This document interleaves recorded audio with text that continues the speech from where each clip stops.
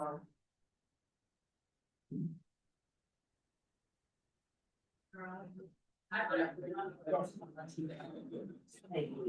see that.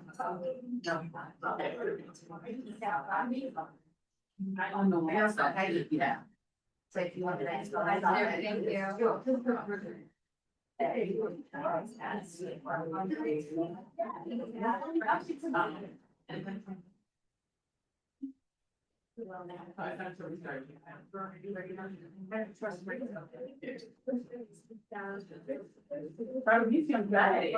I know, I had something at the church on Saturday. Yeah, I couldn't walk with her. Yeah, so I'm ready to go myself in the rain. Hi, everyone.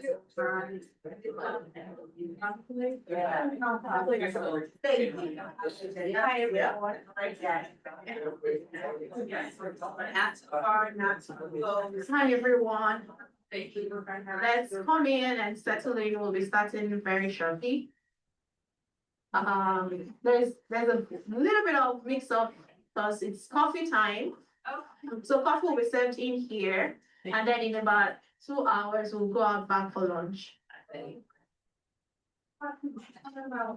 Yeah,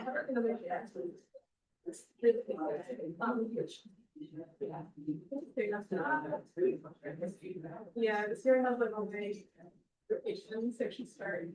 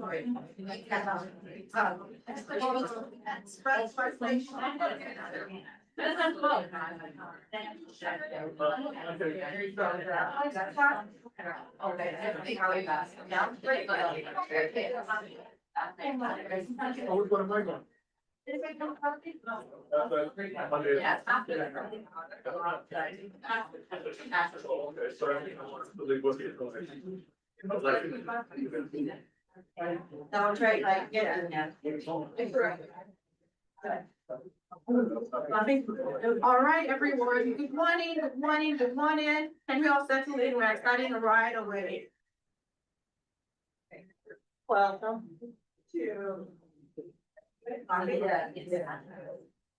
find a seat, find a comfortable seat, and make yourself at home. Hearing this all this morning, we will be getting started shortly. Almost okay.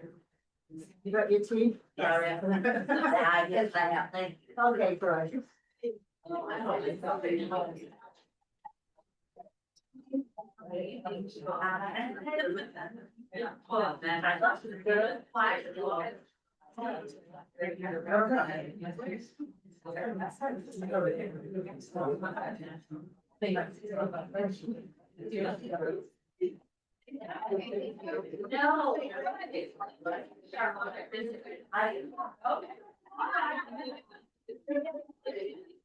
No. It's beautiful to see all the warm welcome going on in the room. Hi. Great. All right. We are going to.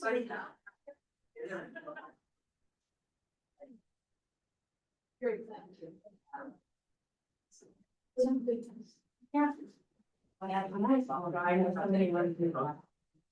everyone. If you can hear me loud and clear and you are with me, can you say hi back? Hi everyone. Nice. We're getting started now. And I want to officially welcome you to the Black Maternal Health Summit for the year 2026. Can we have a round of applause? You all are here today because you work with mothers and families in some ways or the other, or you are an advocate for their health, or you are a parent yourself, or you are a community health worker. But whatever designation you have this morning, you are here because the health and well-being of mothers and families matters to you. And so we want to give you a beautiful welcome. Say welcome to someone beside you, especially with someone you know. Welcome everyone once again. Thank you so much for joining us this morning. You have the agenda with you. We are starting off a few minutes behind schedule. And at this moment, we have our city manager here with us. I'm going to welcome him to give us the opening remarks for today's event. Please welcome with me our city manager. A round of applause, please.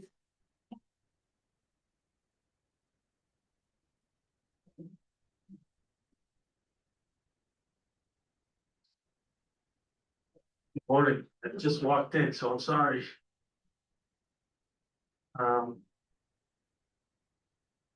Hopefully you haven't enjoyed your breakfast. You already got your coffee in, ready and energized. Well, today, I want to first acknowledge Dr. Castillo. She's been a true champion in the city for many years. So I also want to acknowledge our commissioner, our current commissioner of Health and Human Services, Seema Dixit, also is here. So Seema, thank you for joining us.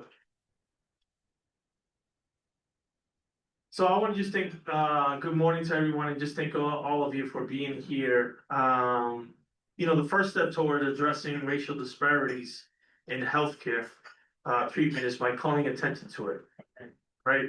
We need to call attention to it. So I want to thank the Division of Public Health for the city for organizing the summit and really to doing just that, putting this together, but also calling it to attention.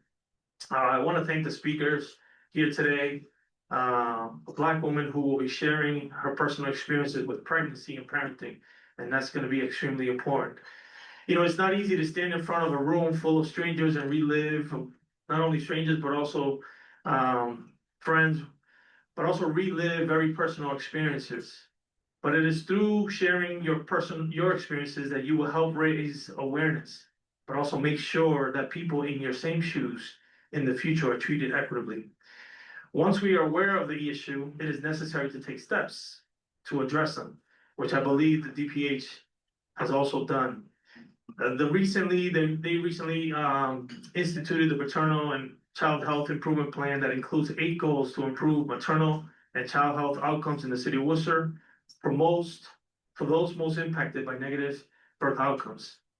Those goals include increasing access and utilization of a diverse group of well-trained doulas, improving public access to local data related to maternal and child health by sharing data on my sidewalk, and facilitating a citywide fetal and infant mortality review committee. Those goals are on top of the work DPH is already doing. The summit today will also help organizations get connected with the community through tabling and sharing their resources.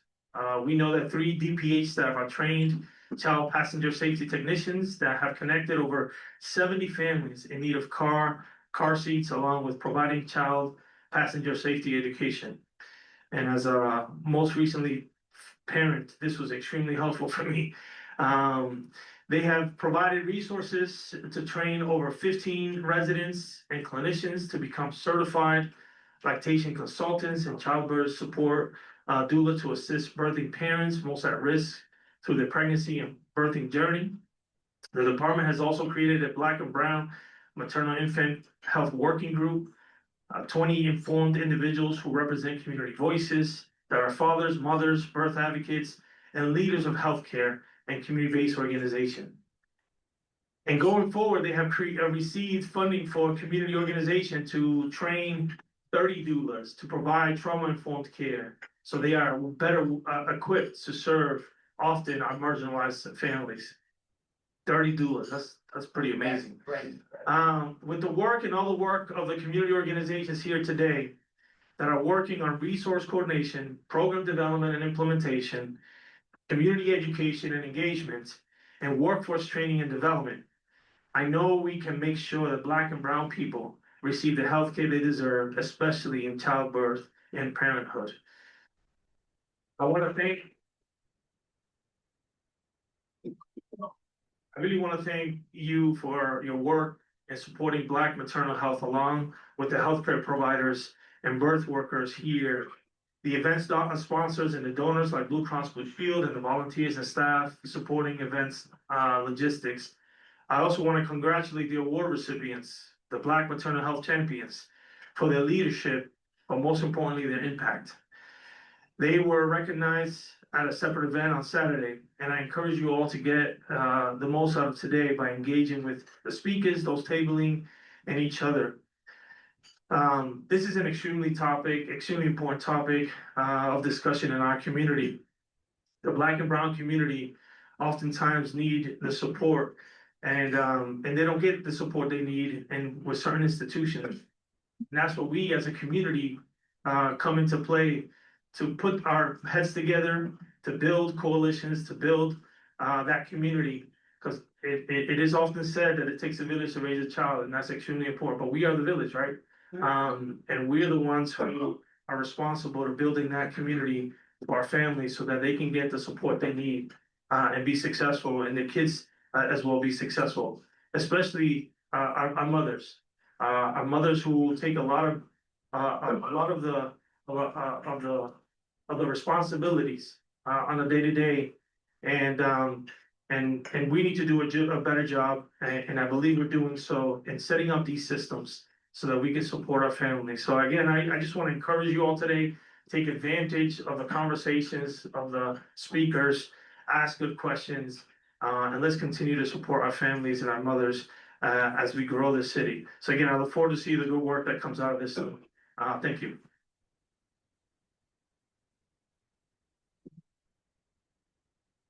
Thank you so much.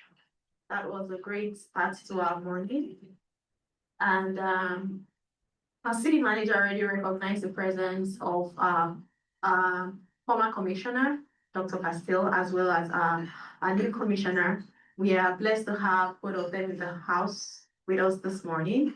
And we're going to start off the next, we're going to continue the next session with some opening remarks from Dr. Castile.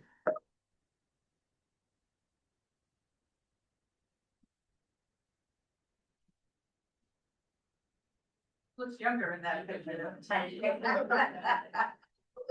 That's still attractive. That's right.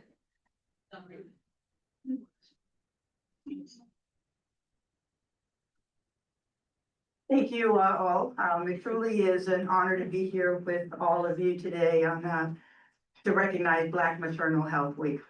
It is wonderful to be back among so many of you who continue to carry this work forward. Work that is not only necessary, but urgent. We have made meaningful progress, and I want to acknowledge all of you for your commitment to improving outcomes for Black mothers and families. At the same time, we know there's still more to do, and that work depends on strong foundations, intentional leadership, real infrastructure, and deep community partnerships to ensure lasting change. I want to first begin by thanking the Department of Public Health. I want to thank Laura, since she is in charge of the maternal health. Well, all the staff from DPH to please stand up so we can acknowledge you. I also want to recognize Tamara Lundy, and I know I don't think she's here, for her leadership and continued commitment to advancing maternal health in Worcester and across the Commonwealth. As many of you know, I had the privilege of serving as Commissioner of Health and Human Services for 10 years, retiring in October of 2025. And one of the initiatives that meant the most to me was the creation of a dedicated maternal health office at DPH, and I want to, well, I'll say that later. For us, that was a foundational step, one rooted in equity, accountability, and collaboration. Many of you collaborated in this, and I was thinking Sarah Shields, I'm forgetting names left and right, who was one of the who really thought about this, and we worked together to be able to do this. And this was designed to grow and evolve under new leadership. And I want to say clearly, I have great confidence in the current leadership and the direction of this work. Progress like this depends on continuity, shared vision, and the willingness to build on what has already begun. That office was not created in a vacuum. It was created because the data demanded it, our communities demanded it, and our conscience demanded it. In Worcester, we know that health outcomes are not evenly distributed. Neighborhoods like Maine South, Piedmont, Union Hill face some of the highest burdens of disease and early mortality. 2 miles apart, just 2 miles apart, you can see a difference of almost 11 years in life expectancy. And when we look at maternal health, the disparities become even more stark. Massachusetts is considered one of the healthiest states in the nation, yet about 16 women die for every 100,000 births overall, while for Black women, that number rises to 50. That is incredible. Severe maternal complications affect about 100 out of every 10,000 births overall, but for Black women, that number rises to 240. That is not just a gap, that is profound inequity. And we know these outcomes are not driven by biology, they are driven by systemic factors, by inequities in access, by bias in care, and by the cumulative impact of chronic stress. Often we refer to that as weathering. So where do we go from here? We must improve access to high quality, equitable care. We must listen and truly listen to our patients. We must confront bias in all its forms. We must invest in culturally responsive care, including doulas and community-based support. And we must use data not just to describe the problem, but to drive solutions. But just as important, this work must continue to work rooted in partnership. The progress we have made has always depended on collaboration with community leaders, advocates, providers, and families. And lasting change will require us to deepen those partnerships and ensure that the voices of those most impacted remain in the center. The data does not lie, but data alone does not create change. People do, we do. All of us in this room share the responsibility to move this work forward. If we're going to call ourselves one of the healthiest states in the nation, then that must mean that the health is not a privilege for some, but a guarantee for all. It means we are willing to confront hard truths. It means we are willing to invest where the need is the greatest. And it means we are willing to say these disparities are not inevitable. They are preventable and therefore unacceptable. So today I encourage all of us to move forward with urgency and intention. Let us use this summit to strengthen partnerships, share knowledge, and advance real solutions, because this responsibility is shared and ongoing. And I will close with this. I'm incredibly proud of the work we have done together to help steer Worcester into the right direction. We have built a strong foundation, one rooted in equity, collaboration, and accountability. And because of that foundation, I am grateful. Hopeful that with continued leadership and partnership, Worcester is well positioned to create lasting, equitable change for mothers and families. The foundation is here among all of you. Now it's up to all of us to keep building. Thank you.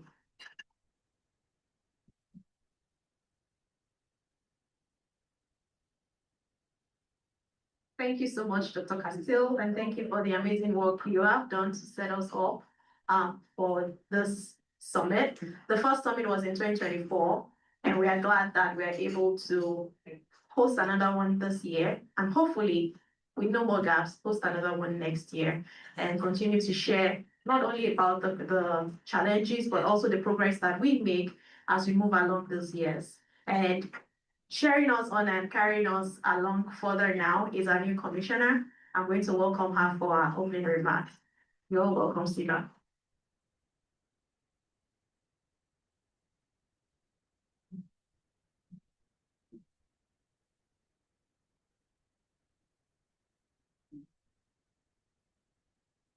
Good morning, everyone, and thank you everyone for being here. Thank you, Bora. This is interesting. I am in my week 7, I believe, in the city of Worcester in my role. And I think I was set up to speak after Dr. Castiel. So just kind of remind me again of the big shoes I have to fill in the city of Worcester. So thank you for that. I consider it a big honor and privilege to be able to participate in one of my first public events, and that being the Black Maternal and Child Health Summit. So there couldn't be a better public health issue that I could be speaking at or supporting. First of all, thank you everyone for being here, and I wanted to extend gratitude to everyone who made this happen. We all know it requires teamwork. The DPH team worked tirelessly. I know for sure. Last weekend they were collecting materials when I visited them, and they were trying to get ready for the summit. So thank you to the DPH team. But the summit would not have been. It can't happen unless we have the community here. We have our community advocates, our community leaders, our healthcare providers, and all the families in attendance today to take out the time from your busy schedules and to come here to express your support and your focus and your leadership and your contributions to this important issue is paramount, and we greatly appreciate it. As we gather during the Black Maternal Health Week, we are called not only to reflect on the persistent challenges in front of us, but to take collective actions to improve outcomes for Black mothers, babies, and families. I feel privileged and honored to be able to help lead this work in my current role. My background has been public health for over 2.5 decades at the State Department level, so it was an honor as well as a pleasant surprise when I looked across the portfolio and within the Department of Public Health, looking at all the programs coming from a state health department that has 17 programs. I know how critical it is to maintain programming at the local level, such as the city of Worcester. So as I took a close look at what public health was doing in the city of Worcester, it made me enormously proud and happy that the city of Worcester has decided and made the great decision to invest in a Black maternal and child health program. A maternal and child health program is one of the core public health strategies and principles, but not everybody makes that investment and that commitment. So I think we are already there, followed by the work that Dr. Castile as well as the Department of Public Health team has led over the last few years, already puts us in a very good place to continue the work that we are doing. To be clear, the disparities we see in maternal and child health outcomes are persistent, preventable, and unjust. Dr. Castiel already shared some of the data across the country, and Massachusetts, despite being so good, leading in so many health outcomes, is pretty much similar to the national trend of seeing 3 times more the worst outcome as compared to other public health issues. So Black women, we are seeing as high as numbers of 50 deaths per 100,000 live births as compared to 16 and 20 in other populations that have gone up and down but stabilized at about 15 to 20, but we have 3 times worse outcomes for Black and brown women.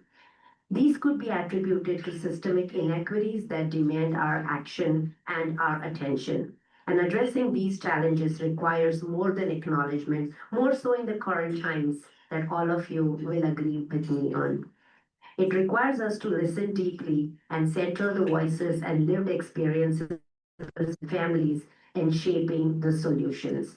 I am looking forward to hearing the shared experiences, and I applaud those who have come forward to share them with the community with the hope of improving things for others. And that's a big step, to be able to come in the forefront and share what has happened and how can things become better is something not everybody has the fortitude or the courage to do. So thank you very much for doing that. As I understand in Worcester, across the community, there are organizations, providers, advocates who have long been leading this work by strength, and we want to honor that. I take it as a personal commitment to honor that and continue that work with the support of all of you.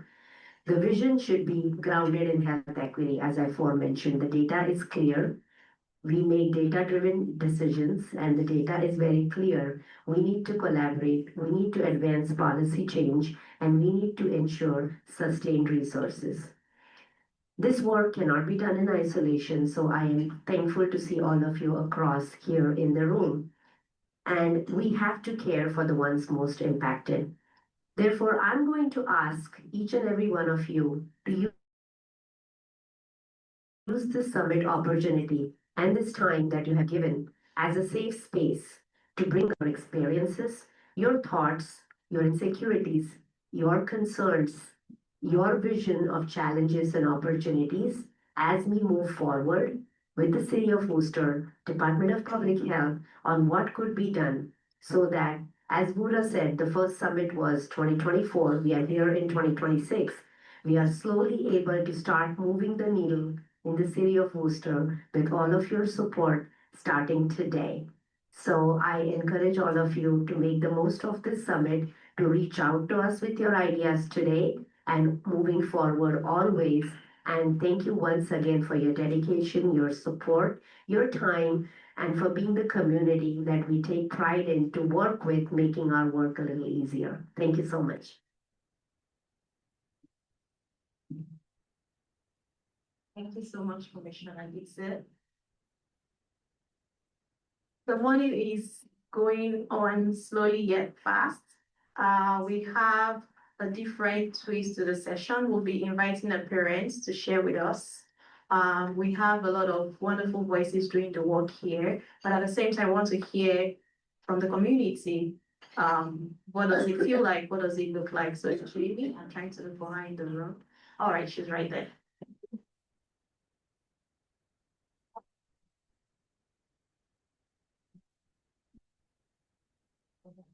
Good morning, everyone. Good morning. Unexpected. I love it. Good morning. Can everyone hear me okay? Yes. All right, so I'll just get right into it. At 16 weeks pregnant, I went in for what I thought would be a routine appointment, and that's when everything changed. I was told that my son's cerebellum had stopped growing. And just like that, with no warning, no preparation, just silence, the words that would follow me for the rest of my pregnancy.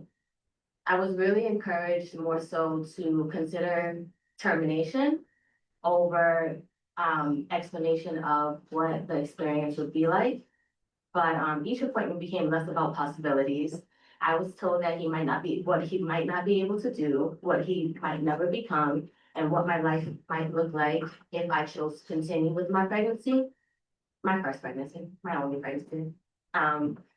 And the hardest part, no one could tell me, is what would happen, only what could go wrong. So every week I showed up, every appointment, because at 16 weeks normally, it's like, the visits are not every week, but because the cerebellum had not grown, I had to do weekly ultrasounds. And instead of just having the ultrasound and leaving, you kind of have to talk to the doctor, and the white coat comes in, and then he sits you down and be like, I don't know if you know this yet, but this is the situation. So even though you just kind of want to have that happy pregnancy, should you be planning a baby shower, or should you just be just having your pregnancy in silence? So every week I waited and I waited, and it still didn't grow. It didn't grow, and we did a lot of genetic testing. We did a lot of hypotheticals. I kind of did and listened to everything they said, but physically and emotionally, it's a drain. You don't really have anyone you can talk to about it because even the doctors don't know what would happen. So I refused to let go. I just kept growing week after week. And then I tried to hold on to what, with faith and with prayer, you just think yeah, I can do this. Whatever I get is what I get, and I'll be grateful for it because God has a plan. But so 16 weeks, my son decided he was due 4th of July.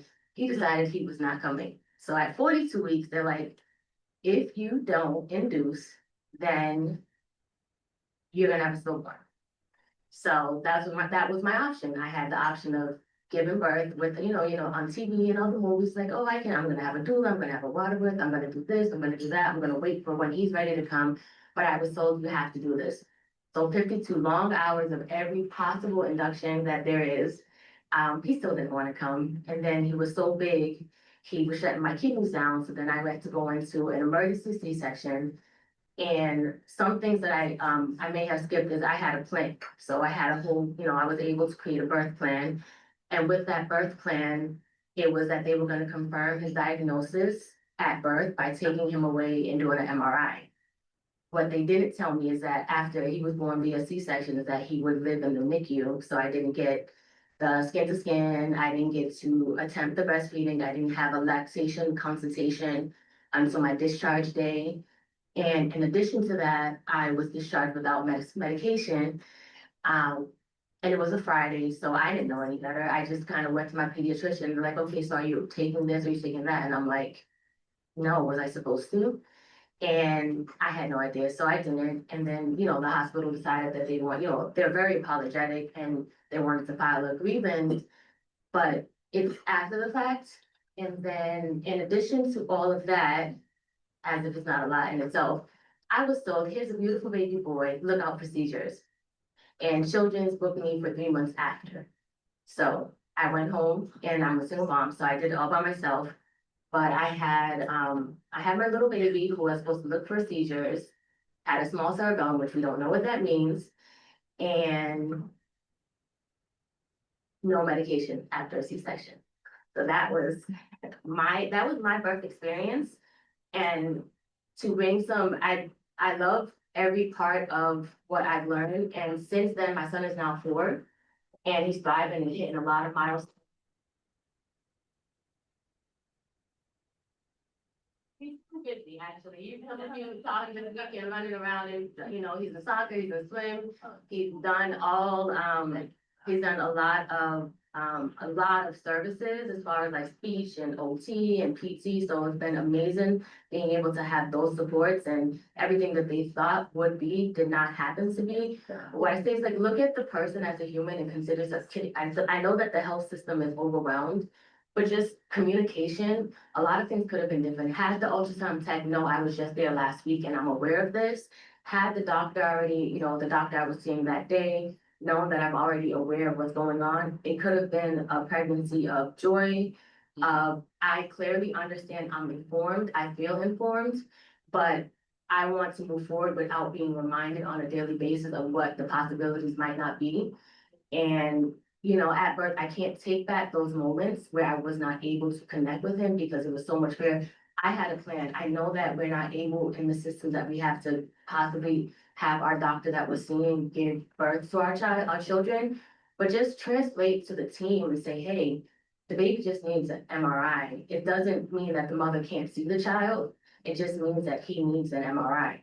And whenever you have a space for it, because it took 4 days. That's 4 days because I developed preeclampsia at birth. So I was on bed rest, so I was not able to go to NICU and do that part. But all over the place, but that's my birth story. So thank you.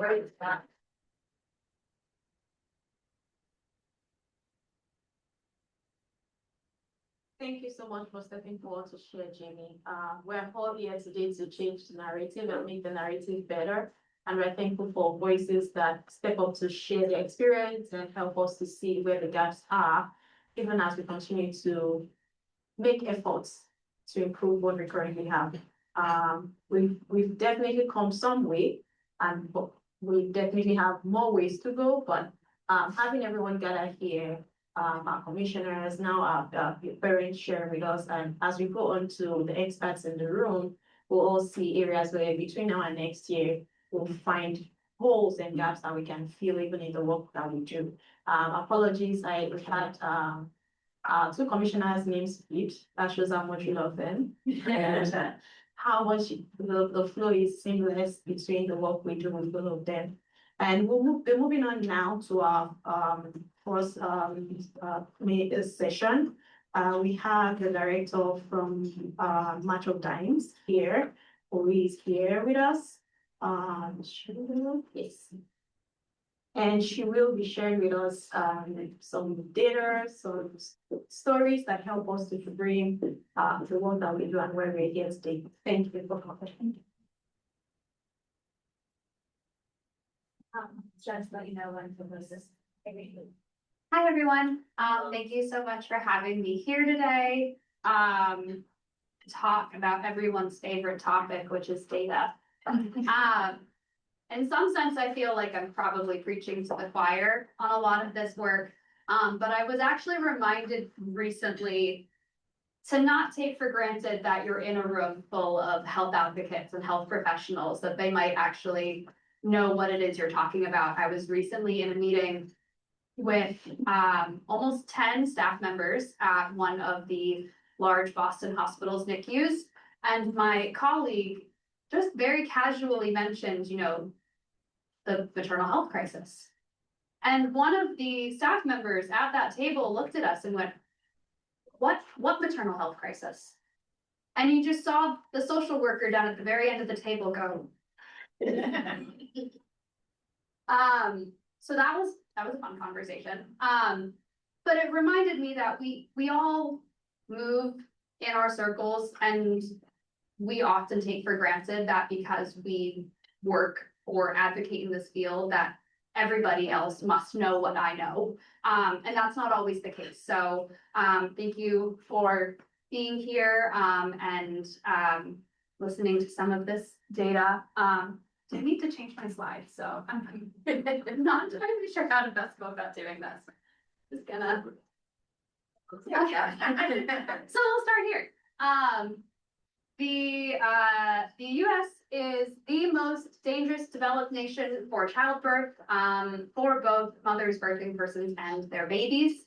2 women or birthing persons will die from pregnancy-related causes today and every day, and 2 babies will die every hour in the US. And I like these comments because they just put it so starkly and so in your face. You can't ignore them.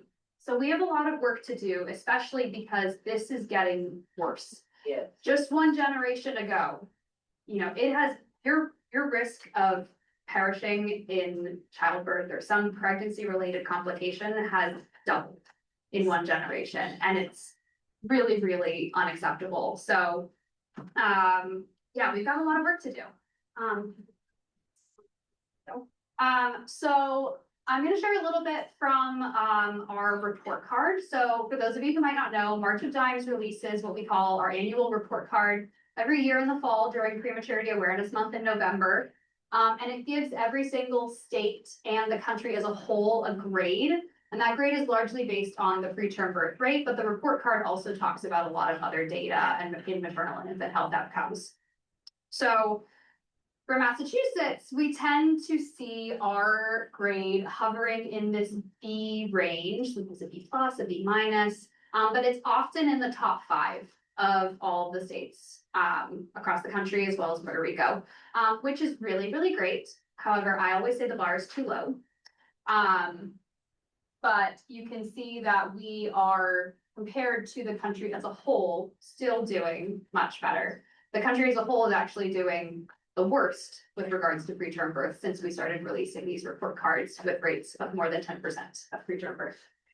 So on the next slide, we will look at this in Massachusetts, the data broken out by race and ethnicity. And no surprise, certain racial and ethnic groups fare a lot worse in our state. We can see for our Indigenous population and for our Black population, the preterm birth rate is notably higher than for all other racial and ethnic groups, and particularly for white and Asian families. And so we need to delve into this and discover what it is that's causing all of these disparities in preterm birth, because some preterm births are spontaneous, and then others are due to emergency C-sections and other things like that, which often have racial and ethnic disparities associated with them too. So on the next slide, we can also break this out by county. And we can see that some counties are getting better over time, and some counties are getting worse over time. And for Worcester especially, this tends to be one of our lowest, or our worst preterm birth rates in the state. So again, something we really want to pay attention to. On the next slide, we'll take a look at infant mortality rates. And thankfully in Massachusetts, this is holding pretty steady, tends to fare pretty well all things considered, but still work to be done. But our infant mortality rate is at 3.3 infant deaths per 1,000 births compared to the US as a whole, which is 5.6, and we are in the top 3 for all states in the country. And then on the next slide, we break it out again by race and ethnicity. And again, we can see these racial and ethnic disparities are strong. They're really stark. They're impossible to ignore. So again, a lot of work to be done to identify why it is that both preterm birth and infant mortality, when we're talking about infant health outcomes, are notably worse among our Black families across the state. On our next slide, we will take a look quickly at some maternal health data. And there's a lot of different areas that we can talk about when we talk about maternal health, but our report card tends to focus on low-risk C-sections, because that's something that we can control and we can really work to improve, because we know that C-sections are associated with more negative birth outcomes and longer recoveries, and the trauma, the mental health consequences of going through something like that are strong. Severe maternal morbidity, so you survive having a baby, but you might have lifelong health complications, both physically and mentally, because of hemorrhage or a cardiovascular incident or preeclampsia or eclampsia. So many things that can go wrong during the childbirth and postpartum experience. And then of course, maternal mortality. We are, again, doing better than the country as a whole on this front. But when you look at the other two, we're doing worse. So our mothers might not be perishing at the same rate as the rest of the country, but they're not faring well. So they need to be having a quality birthing experience, not just making sure they don't die. And I think that often gets lost in the conversation as well, because, you know, going through life, having heard these stories, having heard Jamie's stories and so many other stories, you know, that changes you fundamentally as a person. And so we want to make sure that you're not just surviving giving birth, but you're having a positive experience. And so on the next slide, one of the things that we often look at is what we call the rates of adequate versus inadequate prenatal care. And what this means is that mothers and birthing persons are going to the correct number of appointments at the correct rate. So if you're falling into the category of inadequate prenatal care, it means that you either went to less than half of the recommended number of appointments, or you didn't start prenatal care until halfway through your pregnancy. And it's a pretty strong number when you take a look at this.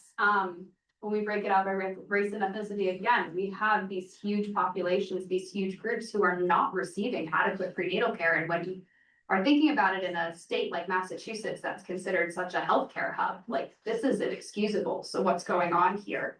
And on the next slide, we can also see that when we break it out by areas of the state that are considered more vulnerable versus less vulnerable to these health outcomes, for our Black population, that does not matter, which means their rates of inadequate prenatal care do not matter if they fall into a geographic location that would be more or less vulnerable. So that underlies racism as a root cause of this issue, among so many others, but particularly here.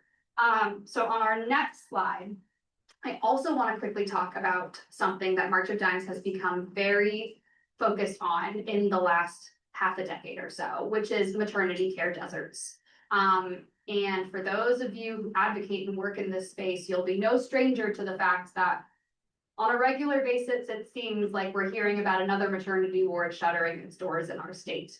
And yet another rally and yet another argument with our state legislature and our Department of Public Health and a health system to please keep the doors open of this maternity unit or a birth center, because keeping a birth center doors open is incredibly hard.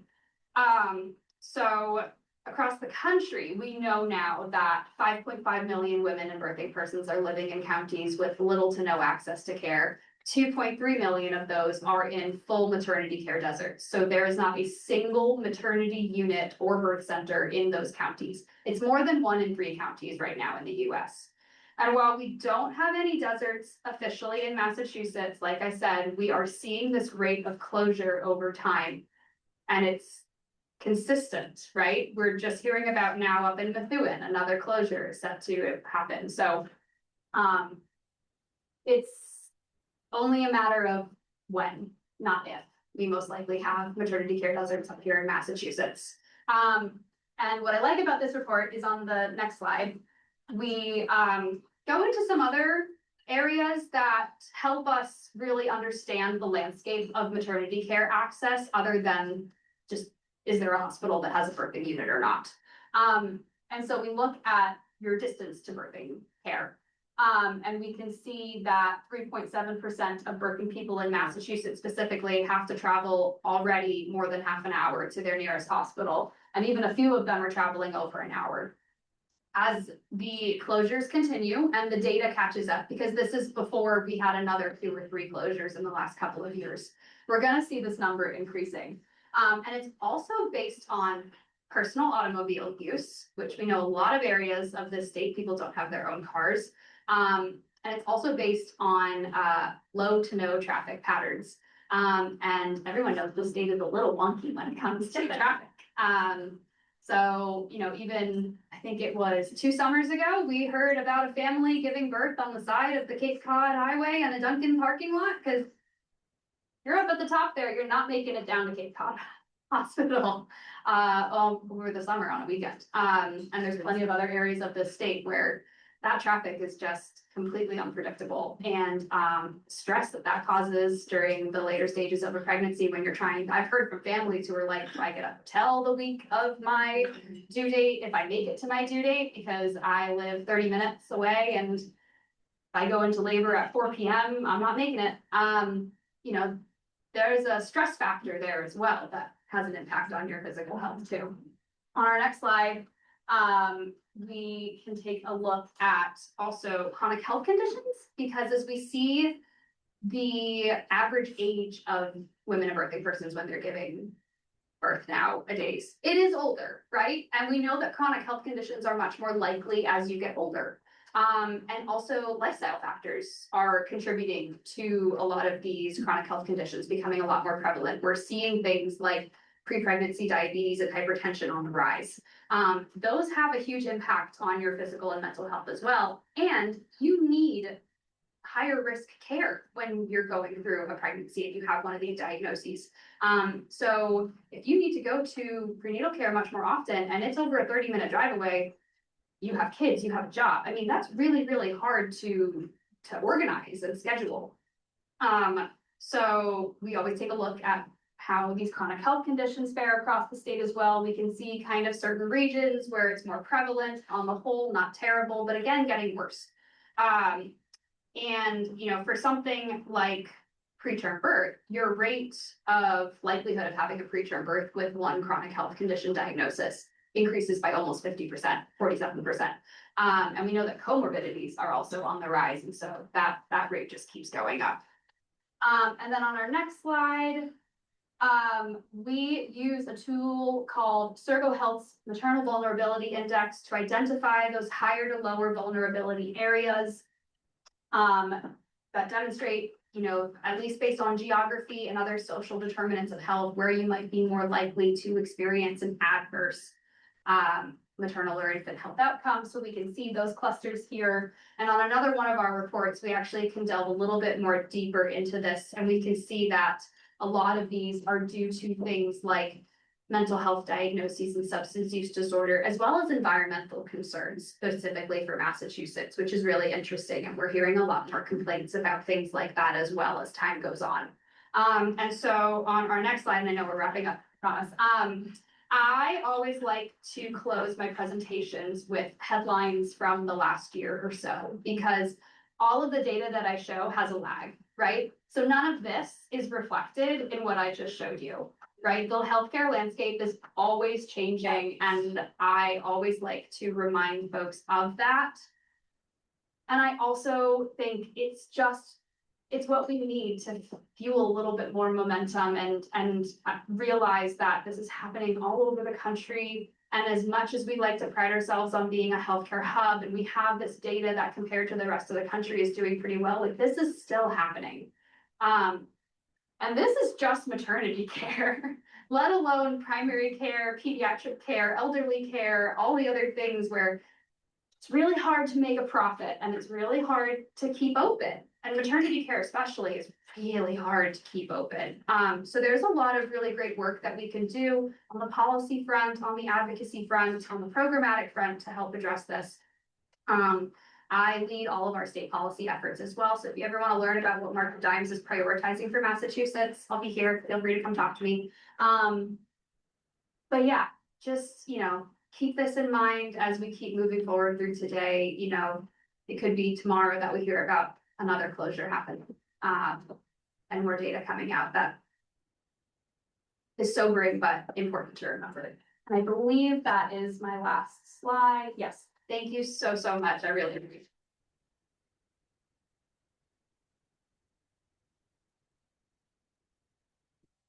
Thank you so much, Joey, for giving us the drill down to what is happening, giving us the numbers that we need and ideas into what we can do at policy level, advocating or even programmatic work, which applies to all of us here in one way or the other. We are making a bit of a switch with our agenda. We're going to have one session now and then we go for lunch because people came in early. We want people to come early every day. So that happened today. That's in a good pace. So we will go on to the next session that we have. We have someone from Boston Public Health Commission. The first time I had the opportunity to meet with the Boston Public Health Commission, specifically the Maternal and Child Health Department, I was blown away because I was the only one in our office and I heard they had 41 people running the Maternal and Child Health program. And so I also learned they've been working at it for 4 decades, and at that time we were about 2 years plus. And so it was a lot to deal with that, as you can imagine. And what we've been trying to do is to learn from the work they've done, so we don't have to repeat whatever challenges they face. And they're here as well today to share with all of us, because whatever applies to our office applies to everyone else. So join me in welcoming Morgan to take us.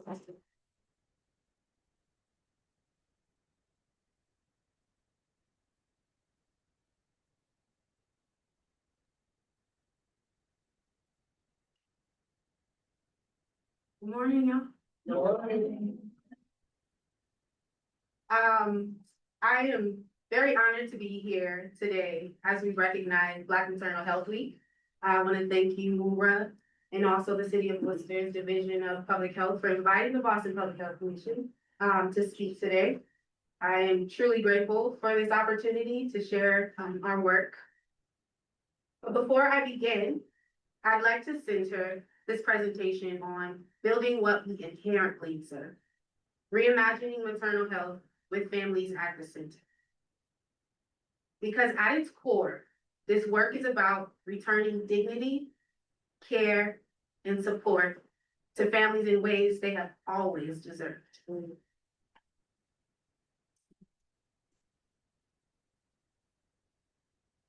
I'm gonna open with some words from one of our program mothers. I just needed someone to remind me to breathe. And in solidarity with these words, one of our program mothers, I invite us all to take a collective breath here.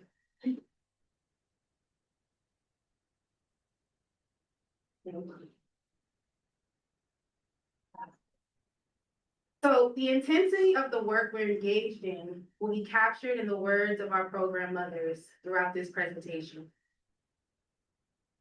So that was the voice of a mother, a real mother, navigating real life every single day. And if we're honest, this is not an admission of individual failure. It's the reflection of the need for systems, supports, in the community surrounding her. My name is Morgan Taylor McFadden. I serve as the director for Boston Healthy Start Initiative at the Boston Public Health Commission.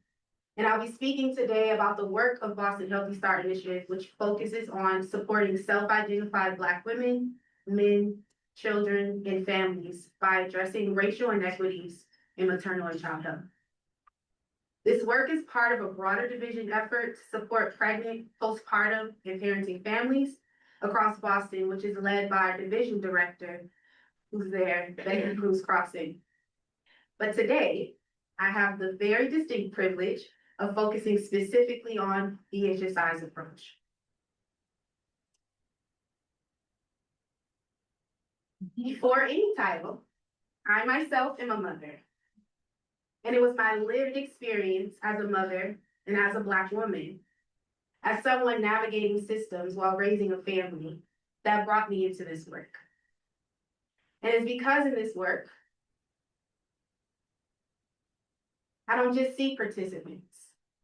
I see me, and I see them.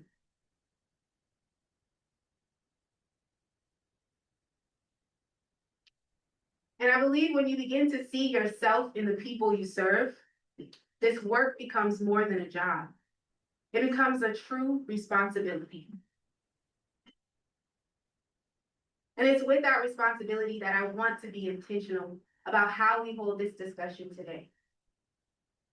So this morning, I've made the conscious decision not to center Black maternal health data points, but also grateful that Chloe did that for us. Because for me personally, I understand how re-traumatizing those numbers can be, especially during Black Maternal Health Week, where we are called to be rooted, not only in justice, but also in joy. And so today I want to center impact through the lens of the people most affected, which are our families. I carry a simple but urgent question in this work. What does it actually take to make life doable for families? Not perfect, not ideal, doable. Because for many families, the challenge isn't just knowledge, it's capacity, it's support, it's whether systems meet them with dignity. And I want to share what this work actually looks like. So again, we hear the voice of another one of our program mothers. I didn't even know where my next meal was coming from. This is not because she didn't care, but because life had become that overwhelming. I didn't know who to ask for help until I found other mothers like me. And it was in that moment, what changed wasn't a policy, it was connection. And then there are moments that really, truly stay with you. Watching a mother navigate the grief of losing a child, experiencing DCF involvement, all while still finding her way through early postpartum. In one of our groups, we witnessed something powerful. In the midst of her own pain, this woman offered to help another mother who's living in a shelter with her babies, who's experiencing a deep lack of support. She invited her into her home for a few hours, just so she could take a moment to breathe, to exhale, to be held differently, and even offering to hold her baby so that mom could rest, if only for a little while. These women had never met a day in their lives. There was no formal introduction, no requirement, but space created via Zoom by our very own behavioral health clinician, Shirley, who's right there. Which truly led them to see each other. They demonstrated a willingness to show up. And in that moment, I was reminded that that kind of care, that kind of humanity doesn't come from systems. It comes from people. And I'm constantly humbled and honored by the way families navigate hurdles that many of us would consider to be too much. They continue to show up. for themselves, for their children, and for each other. And that's what continues to ground me in this work. We're not here to fix families. We're here to help make life more doable, more hopeful. Because when people have space, support, and dignity, they already know how to care for themselves and for each other. So what we've learned is this. We cannot address maternal health inequities at one level alone. At the individual level, we build trust, meet people where they are, and provide care that is human and culturally responsive. And that work is carried forward by our community health workers, who show up consistently with compassion and cultural understanding, and by our families themselves, who continue to lead us in what care should look like. And at the community level, we create space for connection and leadership. Families involved in our community action network are not just participants. They themselves are the leaders. And at the systems level, we push for transformation because most systems, we know, were not built with equity as a business. And it is our responsibility to change that. And none of this work happens in isolation.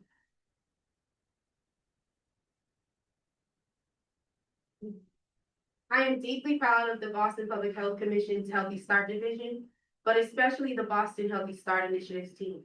A team that shows up every day, not just to deliver service, but to build relationships, to listen and to respond to what families actually need. Together, we've advanced breastfeeding and lactation support, including our Love for Latch campaign, which centers families in our program who are actively breastfeeding, and acknowledging the levels of support required for families of color to meet those milestones. We've worked to address infrastructure, partnering with Mamava to bring pods to our community spaces so that families have safe and accessible places to both pump and nurse. We've supported lactating families with education around their rights and laws in partnership with MCAD that protect them as they return to work, which we know is one of the biggest challenges for breastfeeding continuity.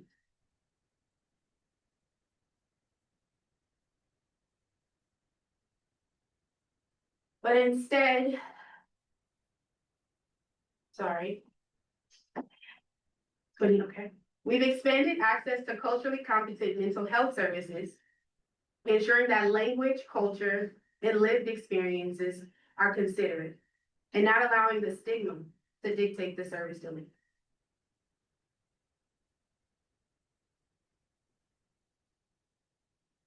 But instead, designing our approach around what families actually say they need and want.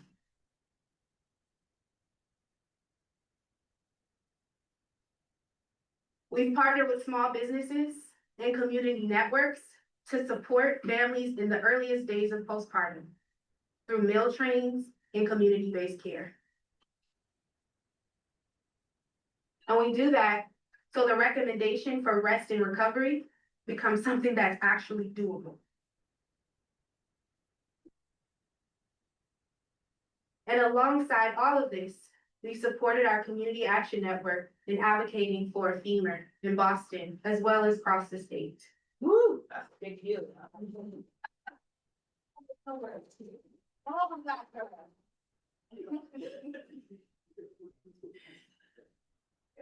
But I also want to be clear that fathers are essential. Yes, ma'am.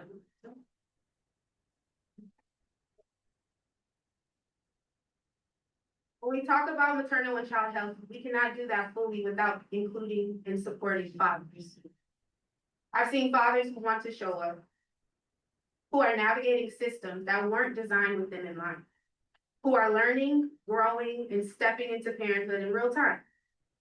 And when fathers are supported, mothers are supported, children are supported, and families are stronger, y'all.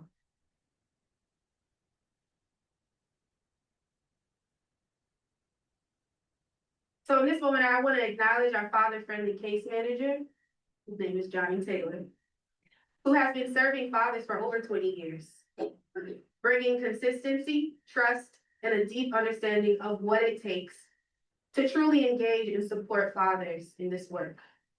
Because families should not exist in silence.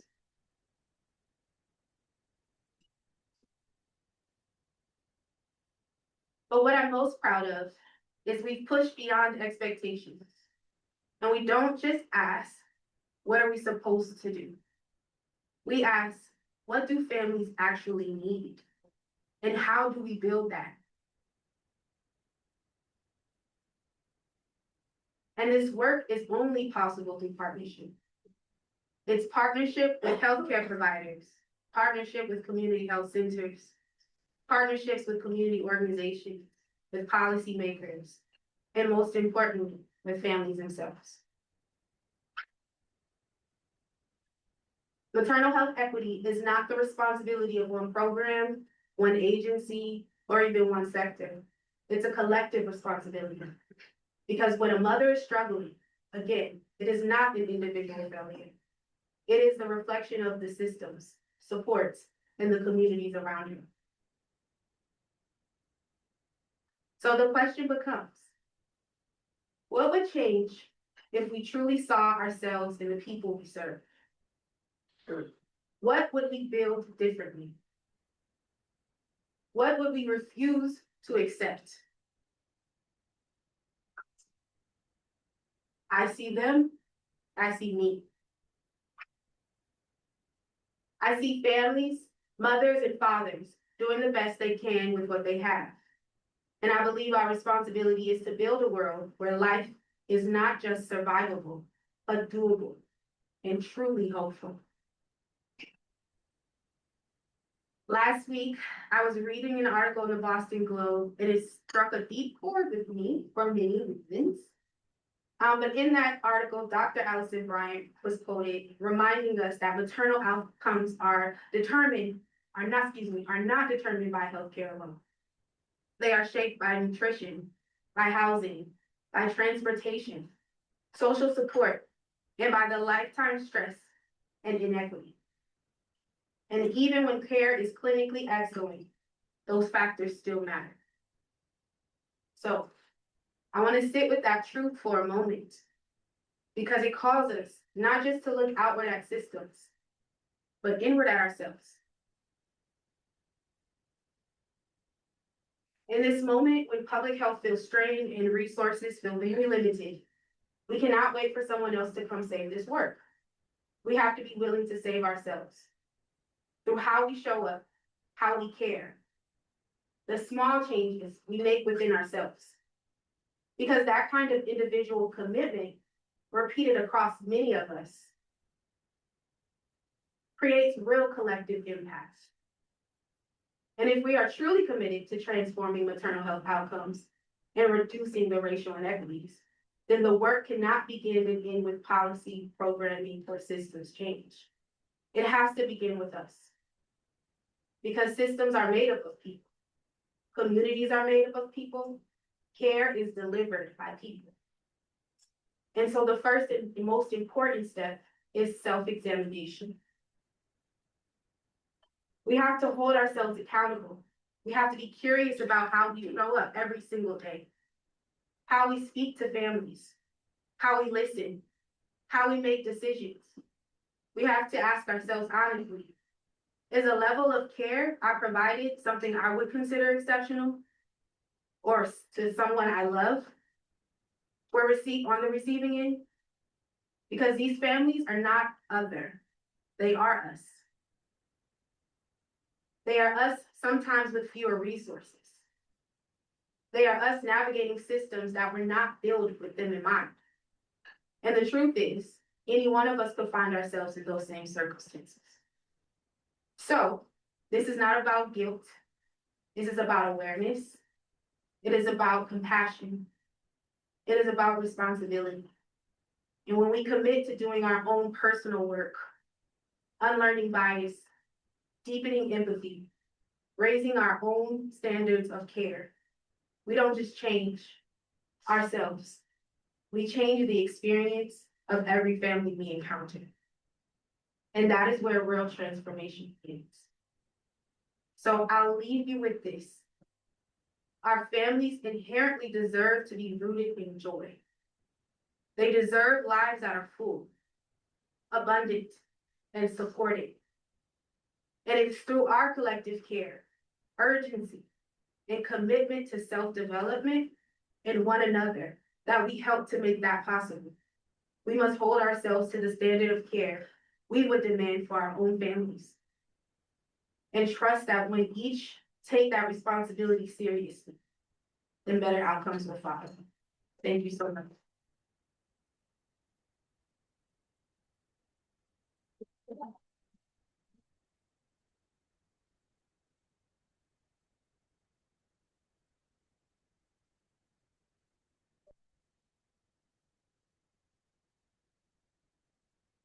That was a lot to learn from. I guess that is a challenge us, inspired us to think about who we are, not just to fix things, not just to make the data look better, but to ask what the people really need, because there are people like us just probably with less resources, or different skin color, or of a different racial or ethnic profile. So on that note, we will take a break now, step out for lunch, try and connect with someone beside you, talk to someone you don't know, and we'll be back here in we'll be back here to have our lunch, pick your lunch, come back, and then we'll start over again in 20 minutes. See you in 20 minutes, and that will be 11:35.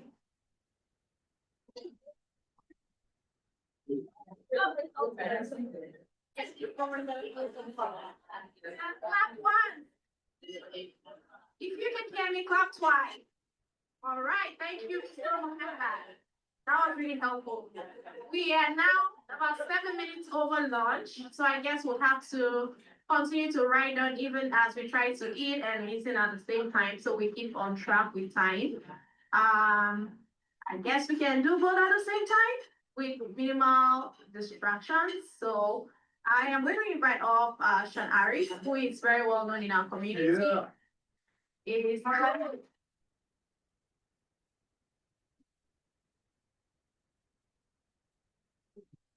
Or throw me right in the middle of lunch.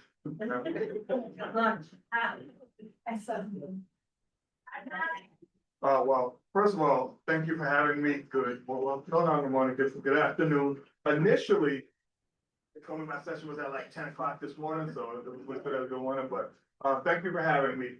Today they asked me about coming and talk about building partnerships that respond to community needs with Black maternal health at the center of it.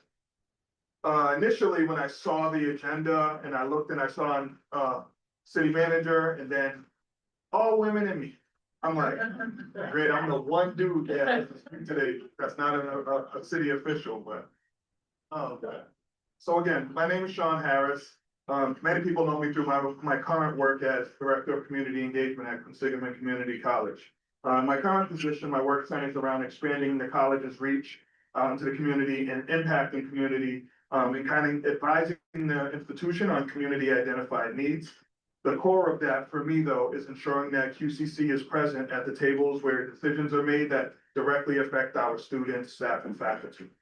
In addition to that, right now, I'm actually a co-facilitator with Joelle Ward over there for a new program that we just kicked off.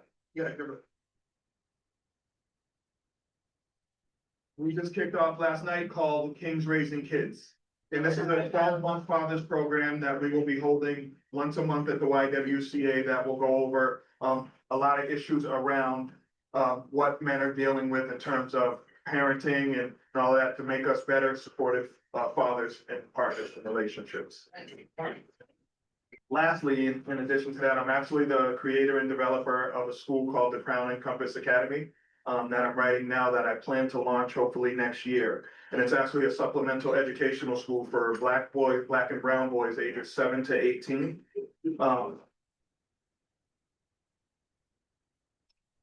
And it'll be a Saturday school that will run out of a nonprofit. And so a lot of our programming will be around African American Latino history, STEM, architecture, design and culture, music, civics, leadership, social responsibility, and health and wellness. And for our boys, we made sure that health and wellness includes mental, physical, and emotional health. All right now.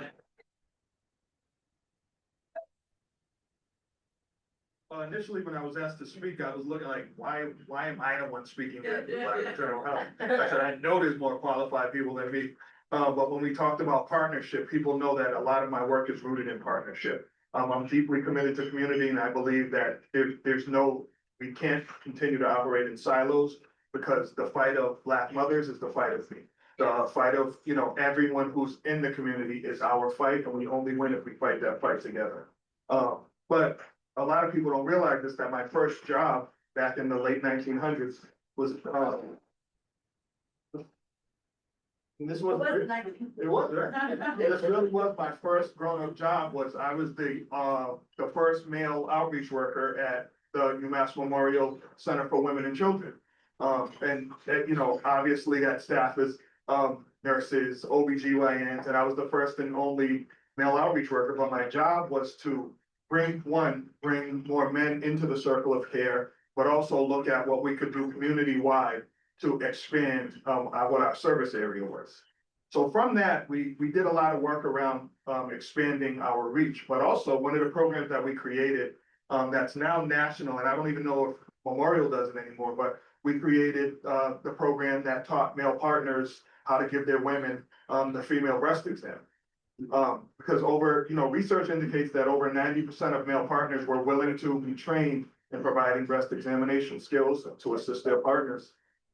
Male participation often leads to earlier detection, and also they may notice changes that their partner may overlook. And let's be honest, who's gonna turn down the opportunity to?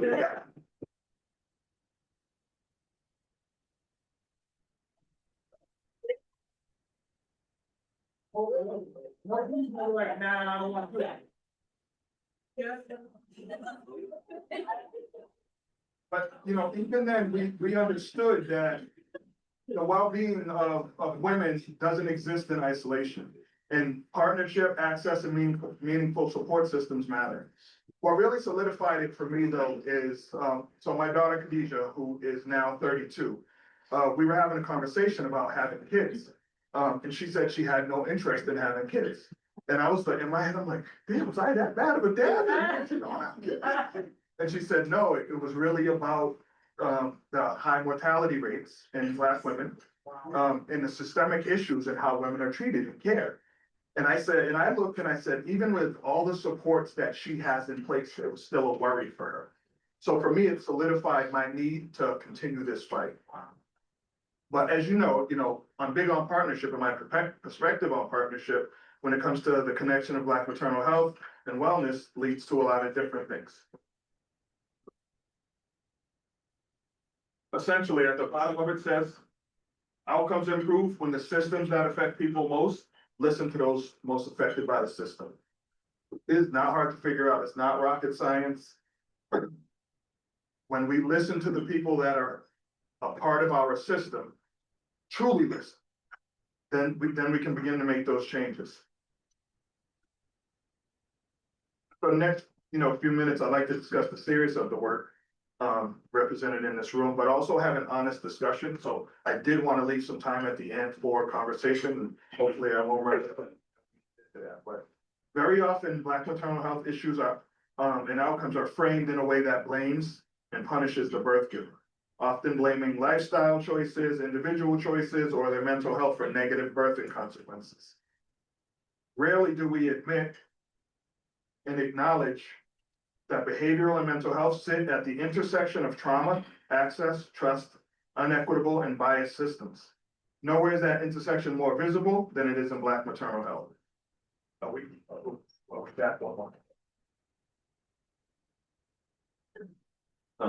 Okay, so now. Didn't stop. It's not, that's not the moment, so, but you can go ahead with the next one. Thank you. One of the biggest mistakes we make in addressing Black maternal health is treating it as a single sector project. We heard about this earlier in all the other talks, because we know that it can't be individually, it has to be done collectively. Healthcare alone cannot fix it. Behavioral health alone cannot fix it. Education alone cannot fix it. There must be a coordinated effort that brings together all partners, communities, and genuine partnerships in addressing the issue. We know Black maternal health is shaped by a myriad of factors: chronic stress and trauma, access to stable housing and employment, trust or lack of trust in our current institutions, mental health support before and after birth, cultural humility, and care delivery. In my work, I've seen how fragmented systems force Black women to navigate pregnancy and motherhood alone, often while advocating for themselves in spaces where they're not believed or even heard. If our partnerships aren't designed to respond to that reality, then they are not working and they never will work. We'll take a minute and just dissect some of the current problems, and we'll start with healthcare itself. Just look simple, like look at healthcare plus community organizations. That's how we rebuild trust and create continuity. Simple, the problem.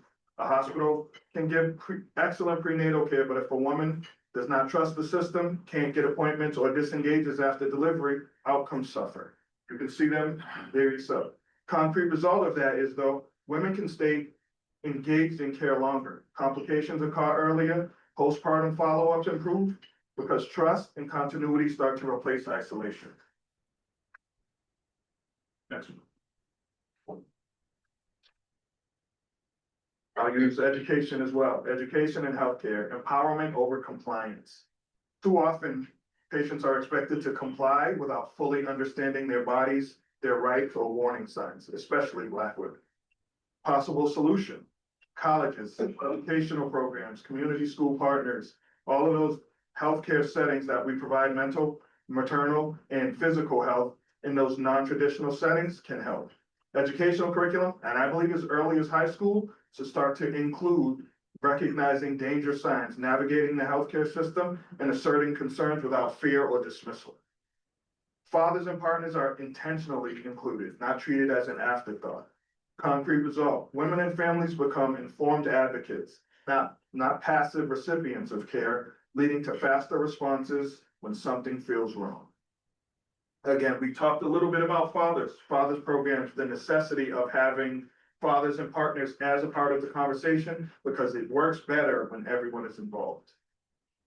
One last one that I will say, and it's not up here though, is practice real cultural humility, not performative training. Not one-time cultural competency trainings that make people feel good, but don't look to change outcomes or power dynamics. Cultural humility has to be a practice and not a checkbox.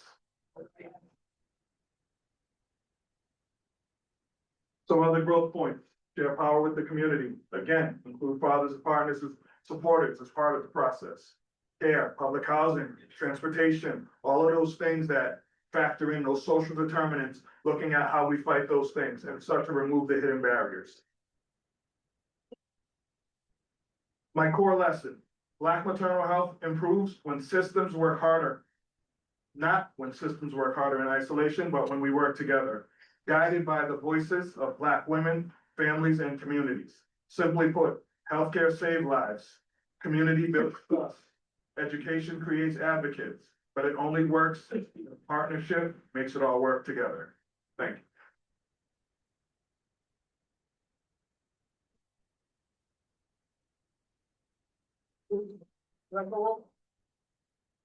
Any questions, thoughts, solutions, anything that you'd like to discuss? Since I Can you share a few words about your participation as you were becoming a father? You spoke of at that time, but don't do it. Yeah, so Worcester ebbs and flows when it looks at how we integrate fathers into things. So our fathers programs are typically run by nonprofits that don't have the funding to sustain them long term. I was involved in fathers programs as soon as I knew I was going to be a dad. But once I began to learn what was happening in those fathers programs, I started to write and create those fathers programs as well, because I knew how crucial it was. As someone who grew up with an incarcerated father, I wrote a fathers program that ran for 15 years in the Worcester House of Correction on parenting apart. Because I knew that it's one of those things that just because the father is not in the picture or necessarily in the home, he can still be a father as best he can. So it is crucial that we have, again, I talk about not only partnership all the time, but a concerted effort by everyone, because these things don't happen obviously in isolation. And when I talk about community sharing power with the community, if systems really wanted to change, these answers have been there for years. This isn't anything new, right? We're not saying anything that no one has heard before. This isn't rocket science. So it has to be on us to, one, take control and fight along to make sure that, but also that we're all fighting the same fight, that we're all advocating for each other. Because if we can have a groundswell of men, every color, every background, that are fighting for the rights of women in birthing centers, midwifery, any of that, then it changes the focus on what that looks like, right? If we make sure we are not an afterthought, then we're no longer an afterthought. Anything else? Oh, Thank you for the presentation and sharing about the program. Is there any data sharing happening in the program? Like, is there an educational component to everything that we're talking about?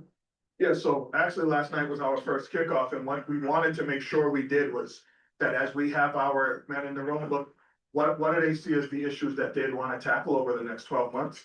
So we did some of that, but we also decided when we created the curriculum is that we're going to try to alternate each month where one topic is about something psychosocial, as well as the next month topic is about something medical, right? So how do you notice postpartum as a partner? And so we want to alternate each month and make sure that we're tapping into what they need, but also making sure they're getting the data, the medical and all the other stuff the opposite month. Because oftentimes gap in information. Yes, yeah, yeah, Thank you. 100%, so. Hi, I love the presentation. My name is Tadia. When you first started off, you spoke about something that you're launching, an educational space for young men. And then in your presentation, you talked about how you believe the importance of introducing a lot of this material earlier in adolescence, in high school, in college, so that people are learning more, men are learning more about fertility and the role they play in birth at that younger age. And that's something that's been really pivotal in my mind about how important it is that people are not learning about things when they're going through it and then being forced to educate themselves through the process versus having proactive awareness. And so I'm asking, how do you plan to, and you don't have to go too deep into detail, but how do you plan to incorporate that into your program? How are you going to introduce this concept of proactive instead of reactive, and the idea that they're going into adulthood feeling more prepared? Well, a big piece of it for us is I'm making sure I tap into subject matter experts I know that are men and women of color from all areas. One thing people will tell you is that I try to tap in with everyone that works anywhere in the city and develop those relationships, because at some point I'm going to need them to come in and talk to my voice, right? So that's a big part of it. And I want, specifically for me, I want Black and brown boys to see Black and brown men standing in front of them. Because for a lot of us, it doesn't happen till college or even later, if it ever happens in life. But I'm also going to tap into my sisters and the women that I know to give that lesson, because they need the learning from wherever they can get it. So we're really looking at, well, I am, because it's right now writing it on my own, but I did Saturday school with my kids when they were younger. When they were younger, they didn't appreciate it, didn't care, but by the time my son Karan, who's 23 now, was 11, he could walk you through the Worcester Art Museum and say, this is Art Nouveau, this is that, because it was important for me that our kids are well-rounded enough to be able to hold those conversations in all of those spaces, because then they become advocates for themselves in all those other spaces. So I'm definitely looking at one, not only hitting them earlier, but I think also because it's going to be 7 to 18, some of the older boys are going to have to model for some of the younger boys what leadership looks like. Can I just say something? Oh, 2 seconds. When you started, you said, why me? And why not? And I just want to say that honestly, you're the expert here, but every room that you walk into, you belong in. And your voice matters, and we definitely need to hear it. And when you guys show up for us, it really matters and it does something for us. I have to say, you were chosen for that very reason because you are the expert and you are very much supposed to be here, along with all the other people, the officials or not. We appreciate having you. Thank you, Wendy. I appreciate it.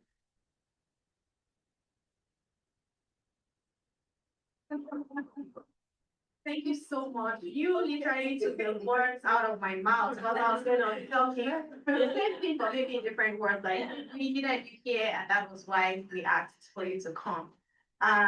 We're right on track with time, that's beautiful, and we'll have some more time to ask questions in this final session. We're going on to our final session. The final session is going to be led and moderated by Adwapa, who is here.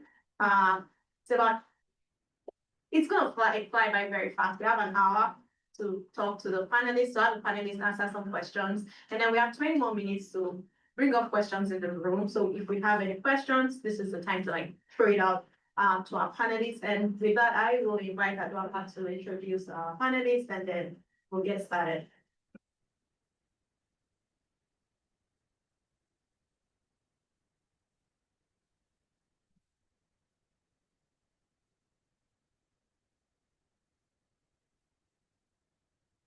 Hello, everyone.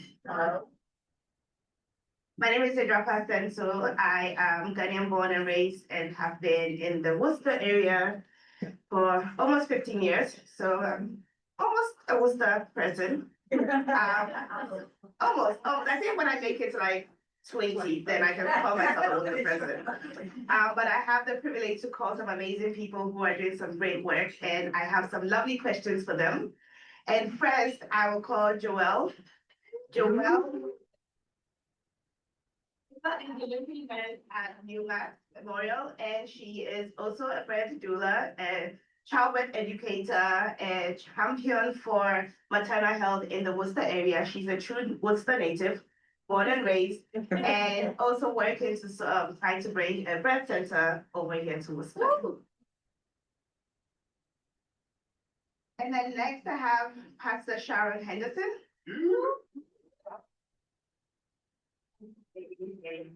A retired VP of External Affairs and Business Alliance and Central Massachusetts Agency of Excellence. Thank you for being here. And then I have Ola. Ola is and now a community doula here in the Worcester area. Woo! And I have Sarah. Sarah is a maternal and perinatal health advocate, a doula and childbirth educator, the Deputy Director of Perinatal and Maternal Health Policy at Mass Health, and an awesome person.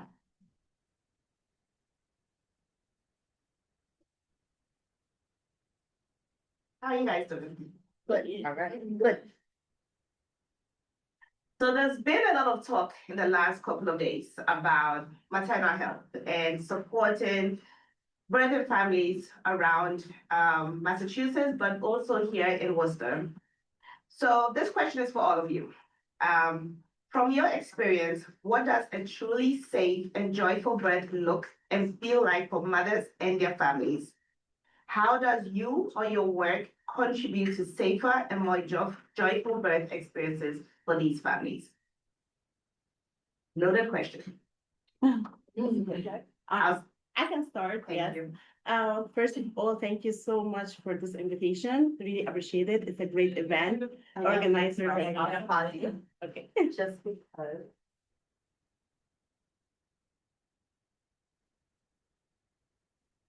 Can you hear me? All right, wonderful. Oh, you couldn't hear me the first time? No. Oh, all right. Okay. So thank you so much for this invitation. I really appreciate it.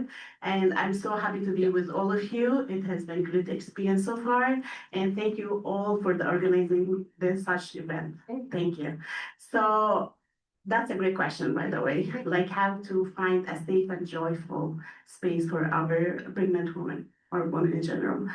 I would think about it that it's not about the positive outcome of the experience. It's about how the woman lives such experience, how she feels, how she is, how we can show her that she is respected, how we can show her that she is listened to. We are not rushing her through the process.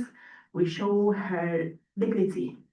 We show her that we respect her culture, her beliefs, and all what she wants to have through such experience, we give this to her. We offer it to her. I believe when we do such things, this will be a joyful and safe space for her. Um, like I feel always that there is such kind of maybe like a misunderstanding between the health system and the people, the individuals inside the health system, that at times we have to close such gap. That the health system we are in right now is kind of broken, that there are a lot of things that we need to work on. We need to fix to have such women's voices to be heard and not to rush the process. It's their experience and they have to have it the best and to the fullest.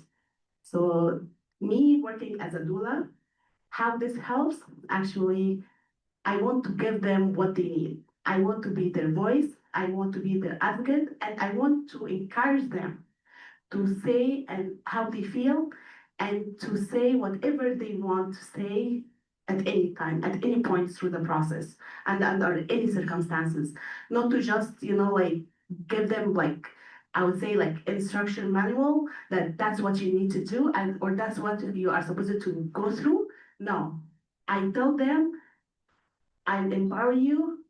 Say whatever you want. It's your experience. You are the only one who is responsible for it. And I want you to be heard. Thank you. Well, I kick back to 30 years ago when Worcester had the first Worcester Healthy Start program in Massachusetts. We were on the cutting edge of looking at the causes, and particularly in Black women and African women. And we were on the cutting edge with solutions. We worked with the medical community. And one of the things that, we talk about being heard, but I think, I was very disappointed to hear some numbers today that kind of sent me back 30 years ago that have gone backwards since that time. I'm glad to hear that Boston has a Healthy Start, Boston Healthy Start, because one of the things that I was really trying to do was to fight for a Healthy Start program in Boston, a Healthy Start program in Springfield, and a Healthy Start program in Brockton because the data said that it was needed. So I'm sorry to hear that we only have one in the state of Massachusetts. That means I need to go back and do some work on the legislative side. But a joyous pregnancy, if somebody said it takes a village. Yes, it does take a village, but it takes a village to surround a family that's getting ready to bring a new life into the world. And by that I mean from our church pastor, I'm a pastor, as a church family, to our community families, to our health communities. And one of the things on the health side, your professional health people need to get trained again about how to listen. I don't know if community health workers, at one time we had over 4,000 community health workers across the state. And we fought for community health workers to be part of that medical team for a woman. And once we got women into care, we were talking to women very early in their pregnancy. So trying not to let them wait to the second trimester when they were normally getting into care. Getting them into care early, understanding what their risk factors were from a family perspective, listening, setting up conversations with doctors all across the board that may not be your doctor to deliver, but he might be, or she might be. So those conversations, but surrounding men, programs for men, understanding how they could play a role, and they have a very important role to play. They're going to be a father. This is their child. Education is always the key. The earlier, the better. But I think we need to understand it. It takes a team of people around a pregnant. When this young sister talked about, she didn't know what to ask, she didn't know who to ask, she didn't have nobody to ask for. When you're sick, the worst thing you want to do is ask questions about what's going on or understand what's going on. You need somebody there to advocate for you. And one of the things that we insisted on doing, and maybe I don't know if it's still doing it, but if you're not, you need to look back at it. Community health workers were key in that fight. They were on the front lines of that battle because they understood the language, they understood the culture, they understood the norms, the beliefs. Because there are some cultures with beliefs that we couldn't even talk to pregnant women without having a conversation with the husband first. That was out of respect. So understanding what you're dealing with and who you're dealing with, but community as a whole, we had the first Black women's health summit in Worcester at that time. We haven't had one since. Brought out some of the leading physicians out of, and they're right in Boston, that's doing that work. Touching out, reaching one another, collaborating with the Boston Initiative. Yes, learning from what they're doing. But a lot of things that they're doing, you can apply, but there are some things that's going to be specific to your community and specific to your neighborhood. And like my sister said, I see them, I see me. But it's also, you gotta have some spine and some backbone too. It takes speaking truth to power and telling power you're wrong and you need to change some things. And this is what we demand. Now, we're not asking, we demand acceptable access for our pregnant women, period. Full stop.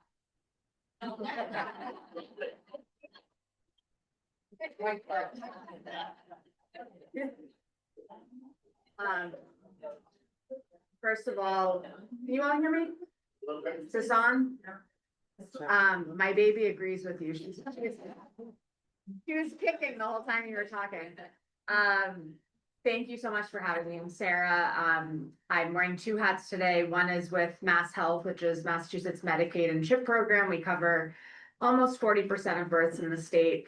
Then I'm also wearing my Advancing Health Equity in Massachusetts, AHEM hat, one of the co-leads for maternal health. And I'll say, broadly speaking, the state is doing a lot to try to improve maternal health outcomes with a focus on equity. We have a lot of work to do, but hopefully we'll get to touch on some of the progress we've made.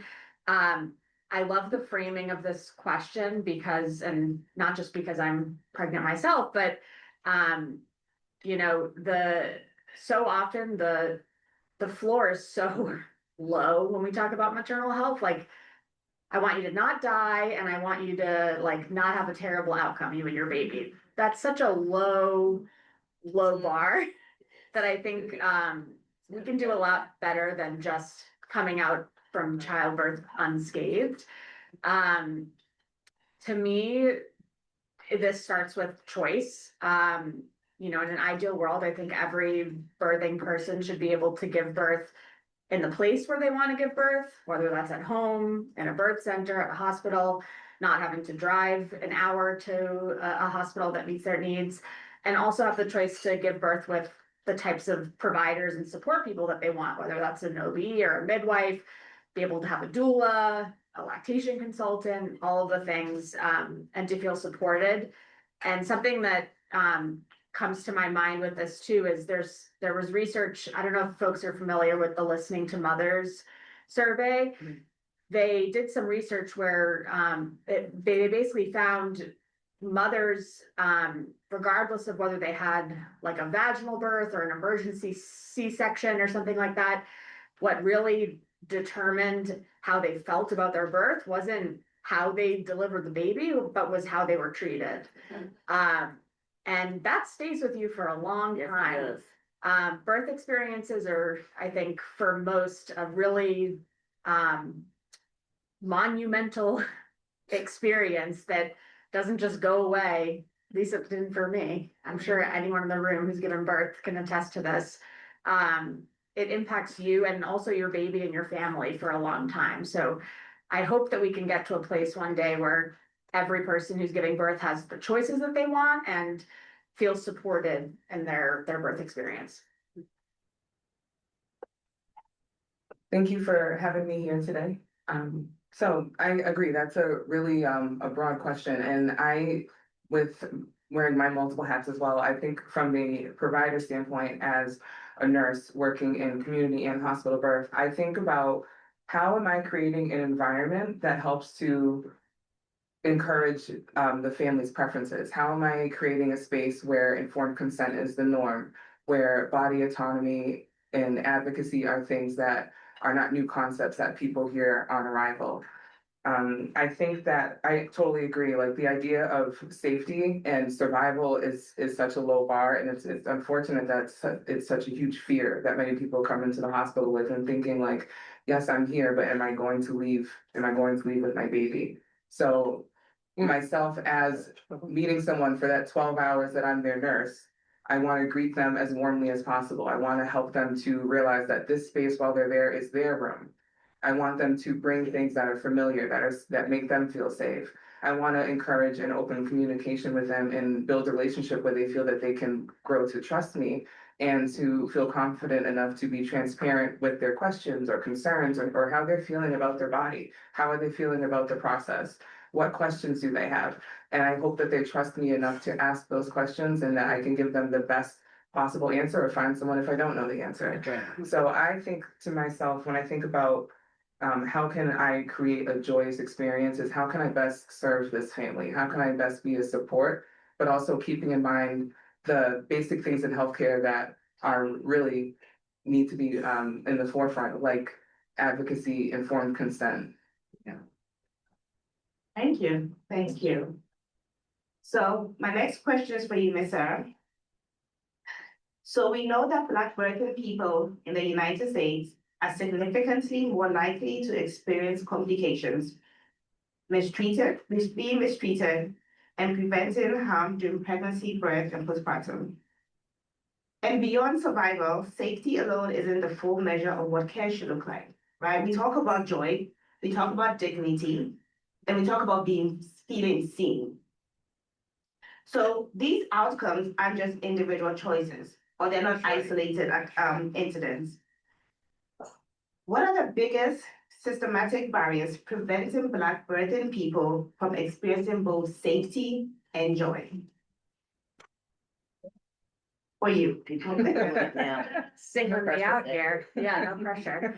I mean, I think frankly, the number one systemic barrier that comes to mind is systemic racism and discrimination, which I think, you know, coming from a state perspective, we can put in place policies to try to mitigate those. But, you know, I'm not going to pretend like Mass Health or the Advancing Health Equity in Massachusetts initiative that we're going to dismantle systemic racism with our initiatives. But hopefully we can mitigate those as best we can. In an ideal world, you know, I spoke before about choice and birth setting and provider type. You know, in an ideal world, you wouldn't just be able to choose, do you want an OB, do you want a midwife, do you want a birth center, do you want a hospital?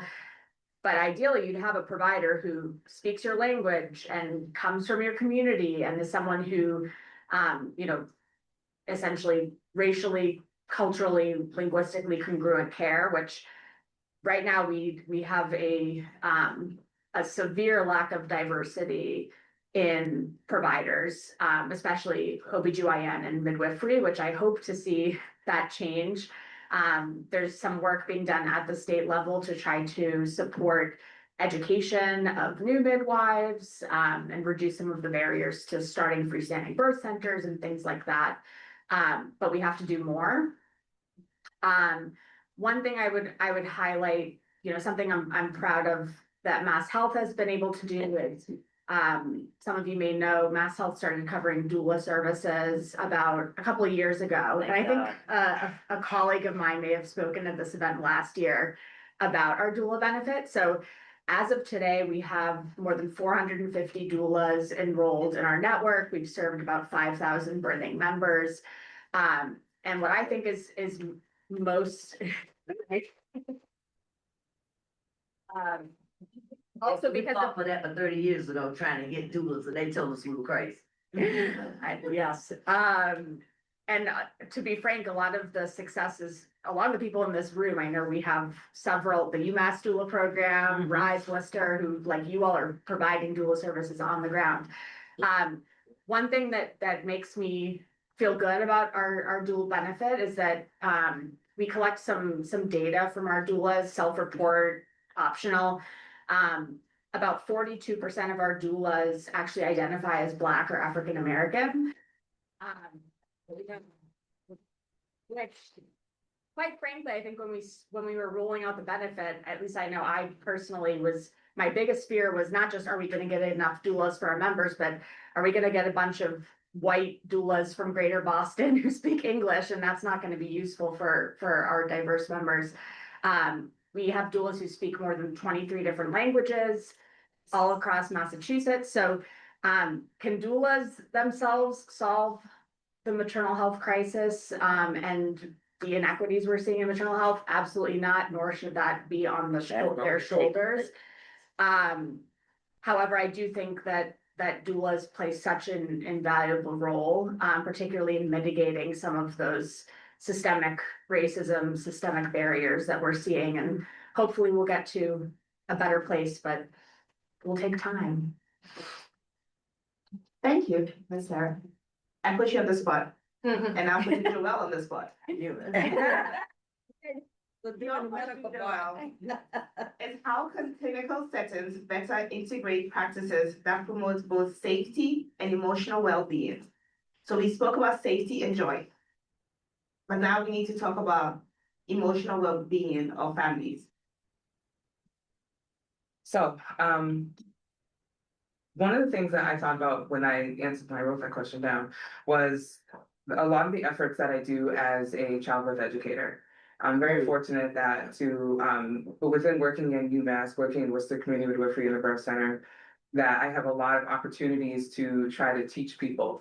Someone earlier said how important it is that people aren't experiencing things in that moment, having to make choices. There's so much value in being prepared, learning about physiological birth so that people understand what their bodies are doing and the changes that they're experiencing, but also learning about things like the process of what an induction is or what a C-section is and different ways that birth can happen. And in that education, there is a huge gap between how we are supporting partners and support persons. So when I think of that question in the context of Central Mass, I think about like Kings Raising Kids, the efforts that like Sean and I have been talking about and trying to increase the access to education and support for fathers and partners. Fathers and partners and support persons in general can play a huge role in the birth experience. They're the person next to the birthing person who is the expert in that family and how the baby's been doing, whether it's questions that people may have about like, prenatal appointments and that person's health history, but also having the awareness and the knowledge about what the desires are, what that family's preferences are, how they want to be treated, how they want to be spoken to, and things that are important to them through this huge transformative experience. So another thing that I think what we can incorporate into the clinical settings is more midwifery care. I think that midwifery is still kind of the ghost in the room that people aren't sure what to make of it, and people don't really know about midwives. With my experience with Worcester Community Midwifery and growing the birth center in the mobile office, I find myself doing so much education because people just don't know that midwifery is an option. I think historically, from my experience with working within midwifery, that's a tongue tie. Within midwifery, I have often just seen and cared for a lot of the same looking families. That being white families that have the resources and access to be able to afford midwifery care because it's not something that's covered by insurance. So something like that just greatly skews the accessibility that we have in our communities for people to receive a model of care that's proven to have better health outcomes. So I think that if we did a better job with normalizing midwifery, welcoming this health midwives into our health systems more than beyond some prenatal appointments or triage, where midwives are actually working full scope within all healthcare systems to care for patients, I think we would see a huge change in what birth looks like in Central Massachusetts. Thank you. Can I just comment on the midwife situation? Sure. For those of you who don't know, there was a time in this country where most of us that were different, Native American, Black folks, only could be birthed with a midwife. You couldn't go to a hospital, you couldn't get a doctor for all of the you had a midwife. And it has been, and still in many cultures, a very prominent role. Because this person is like the community health worker. They know the community. They know the needs of the community. People trust it. Trust factor is a big thing. So this whole concept is, oh, I don't understand it. I didn't know that it existed. That's crap. Because if you just, all you got to do is look back a few decades and understand that, and we had better birth outcomes. And we had better birth outcomes. So I'm glad that doulas here think, yes, I'm glad, keep fighting for midwife. But this is crap about I don't know, and they don't fit the mold. We need all the information we can get from all the community we can get when it comes to our families.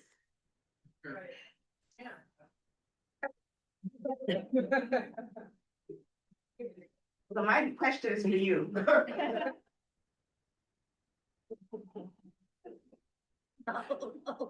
So sometimes we spoken about, centering health of the birthing person first, right? To make sure they're healthy. And today we are bringing in words like making sure that they birth with dignity, making sure that we center joy, making sure we center respect, making sure we center safety and emotional well-being. So my question for you, Pastor, is why is it so important to center all of these things and not just prevention from harm? Well, I mean, you got to look at the person as a person, first of all. When this process starts and somebody, oh my gosh, I took a pregnancy test and I'm pregnant. That is a person. Do I have to have a discussion whether I need to give that person respect?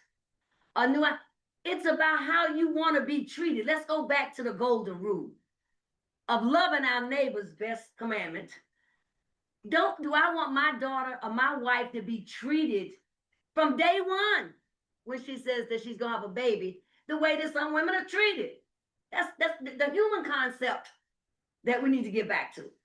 So I don't need to go through all the behavior. I'm gonna treat this person like I want to be treated.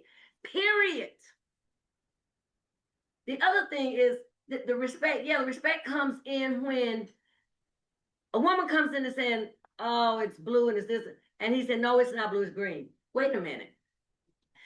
Understanding how I feel is my job number one. That's my job number one. Your job is to listen. Now, if it doesn't make sense medically, then we can talk about it. But the human concept of how I want to be treated is number one. And that should go all across sports. I don't care what service you provide. And if you're not in the world to do that kind of work and provide that, then get out. Just go. We need to be back to being human. It's just that simple. Treat your neighbor like you want to be treated. Love your neighbor like you want to be loved. Partners, love your partner like you want to be loved. We're talking about babies. They don't know anything. You got to pour into them everything that's coming for them in life. So joyous, yes. But nothing makes joy come better than trust and love and comfort. And we all own that. We all own that. And we take that responsibility. We got some fights ahead, but that's okay. We can do those. But money, it's always a fight. But just treat the person in front of you like you want to be treated. Yes. Period. Yes. Yeah.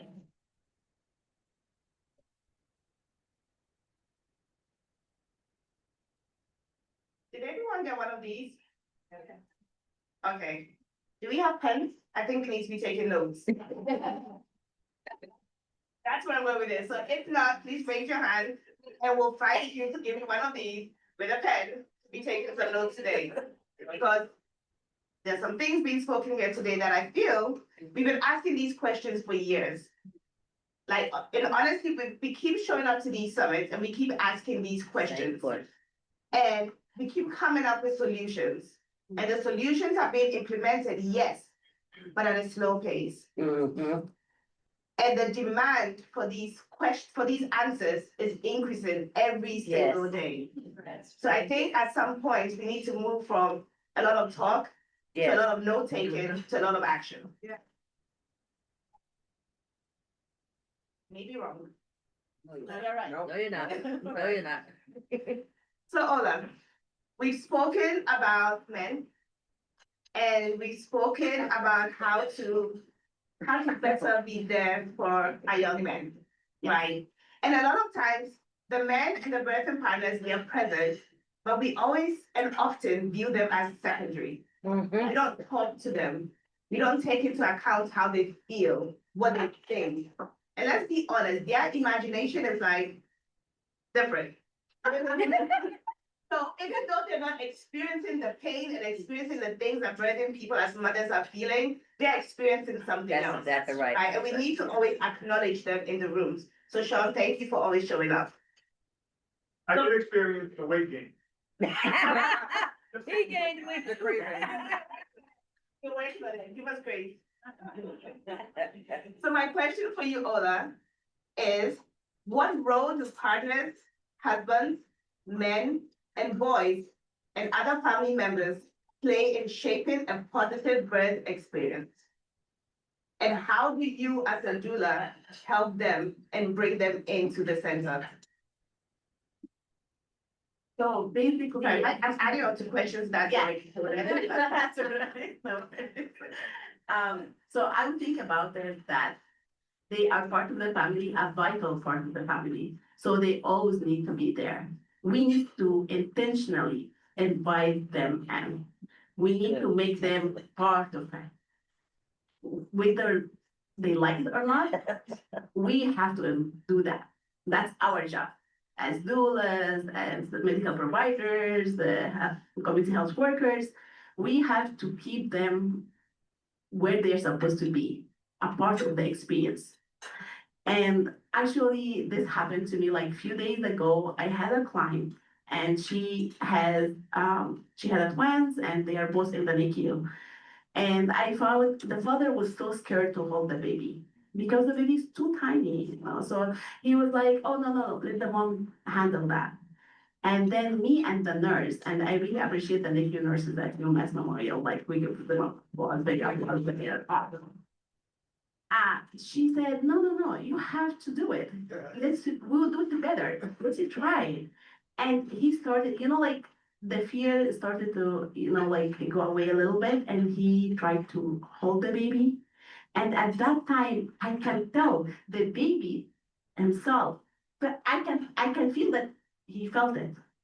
Like you can tell that he was trying to, I would say like he was, like putting his hand on his dad's chest. You can feel like it was a moment of that joy that the mom had, the father had, all of us had in the room. And that's what we need to do. We need to implement that more up. We need to bring them in, not to make them as silent observers. No, they are there for a reason. They came with their wives or they came with their partners for a reason. So we need to make sure that they are part of the experience and they will always appreciate it. Even if at that moment he felt scared, later on he will appreciate the moment that he was able to overcome his fear and try to hold the baby the way he was supposed to do it. So I believe that as doulas, as medical providers, everybody, we have a part in that. Like we have to give them the sense of, I'm here for you, we will support you. As we support your partner, we will support you as well, because they deserve that support as well. And I think that's it. I don't know if something else I'm supposed to say. I can remember the rest of the question. Anyone else wants to contribute? I have some questions. No? Okay. She's already started something. Already started. Oh, yeah. That's good. Yeah, I mean, I'll say it again, I'll say it as many times as you want me Yes. to, but, You're taking notes. Kings Raising Kids, That's yeah. right. The That's group right. that we have, that we That's meet at the right. YWCA the second Sunday of every month is really, the kickoff event, I went home just thinking, how lucky am I to sit and listen to these gentlemen share their experiences? And it was really inspiring and motivating and just made me think like how awesome that this project is going to be as it continues to grow. And hopefully we have a much more robust group of men of all different ages that can really learn from each other, but also with the specialized and people from the community that we'll have as guest speakers that will be able to share their knowledge.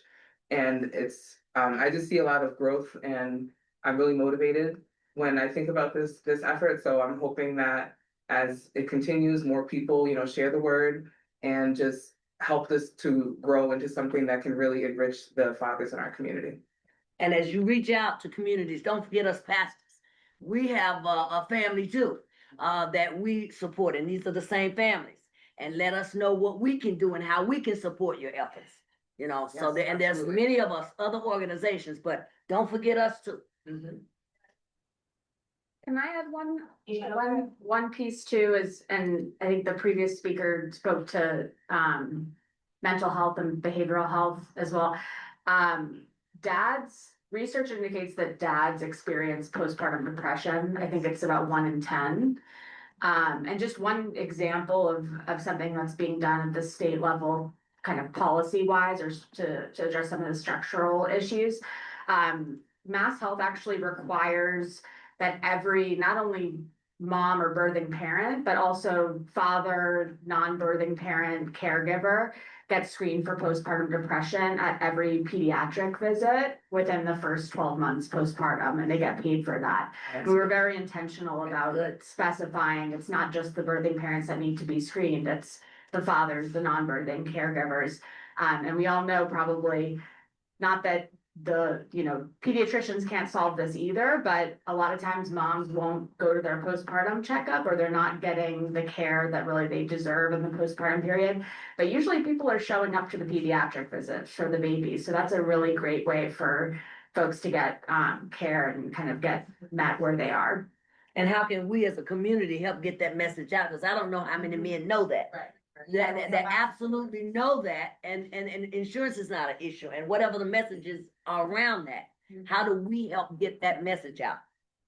Yeah. Tag the community, tap them, keep tapping them. So I have a question for anyone. Apart from going to pediatrician visits, where else can men receive, who can they call in order to get some kind of support postpartum? Is there a number that we can, or a person apart from Sean? That's just a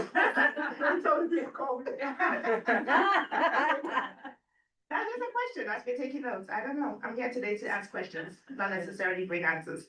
If they have their own physicians, they definitely need to connect with their own physicians too. I think part of what the answer, I'm going to ask you another question. Okay. A question for your question, because really, I think part of why there isn't such a quick response to that is because in general, there's very little help for postpartum for birthing person or support person to begin with. So I know that there's a lot of national initiatives with PSI, postpartum and Support International, where there's hotlines, there's warm lines, there's places, there's phone numbers that people can call.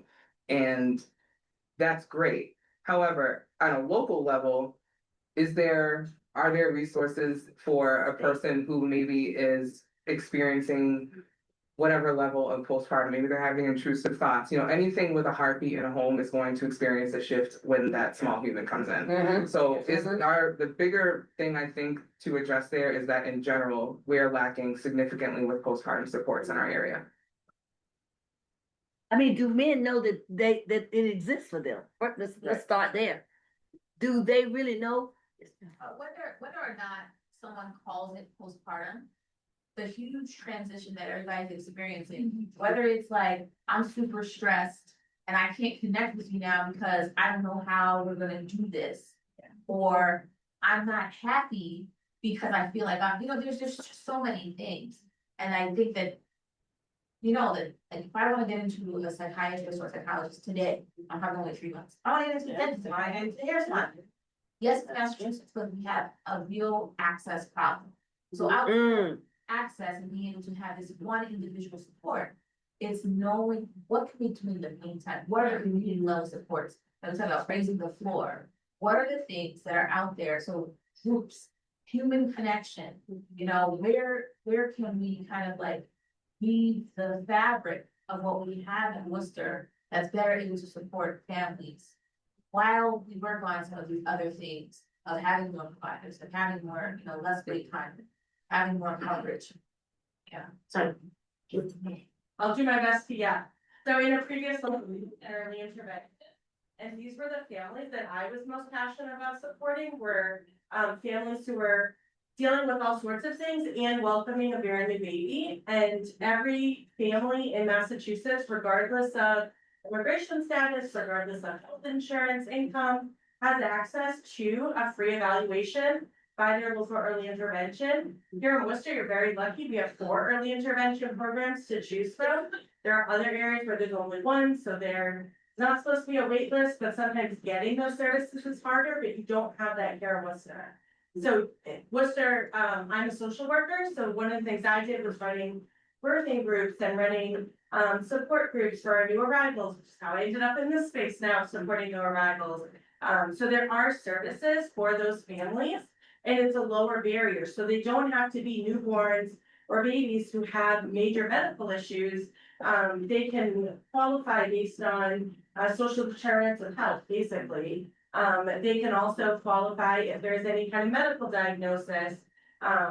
They can qualify when they do the assessment. I'll tell you now, every baby under 30 days qualifies because no newborn is holding their head up. And that's what's required to meet the criteria of passing in physical development. So refer all your babies, let them have access to this resource. They have interpreters, they have translators. The best no, but it's there, it's supportive. So refer them so that they can at least get that wraparound care of speech therapists, developmental specialists, and they're also really embedded in the community, and their goal is to refer out. Just how I came to know most of you in this room that I knew before 2 years ago was from collaborating in those spaces. So find the programs that will do that and will work and support these families at no cost to these families. Okay. Yes. I would say in the conversation around what's out there is very little, from it, because again, we're that forgotten population. But the couple of brothers in the room will tell you, so I run a Men of Color dinner club, that every month, we have probably over 50 members now that meet at a different local restaurant and just network. And you're the only ask of that dinner club is that you pay for your food, you tip your bartender, like that's it. But from that, we have a group chat of probably 60, 75 men that whenever something comes up, someone just, I need an electrician, my wife just opened a salon, like that kind of stuff. So creating that network, genuinely creating that network, which was something that came out of an organic conversation that I had with another brother, but then it led to, I'm gonna put him on the spot, but like Enoch right here, who's part of that group, who's in insurance sales, if there's a brother looking for health insurance, he's gonna say, I know E from.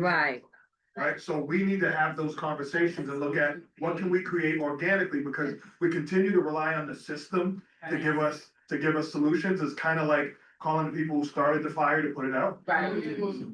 I have 3 more questions and then I'm back to you guys. And 3 more comments. Thank you. I hear a lot of policies being spoken of. I worked at the policy level for education for a long time and it's still messed up.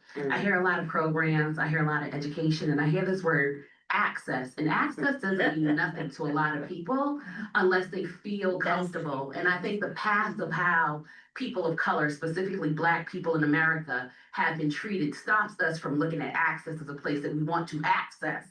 So in order, you can have, and that's probably part of the reason we lose funding. We lose funding because we're not accessing what's available because we don't trust the system.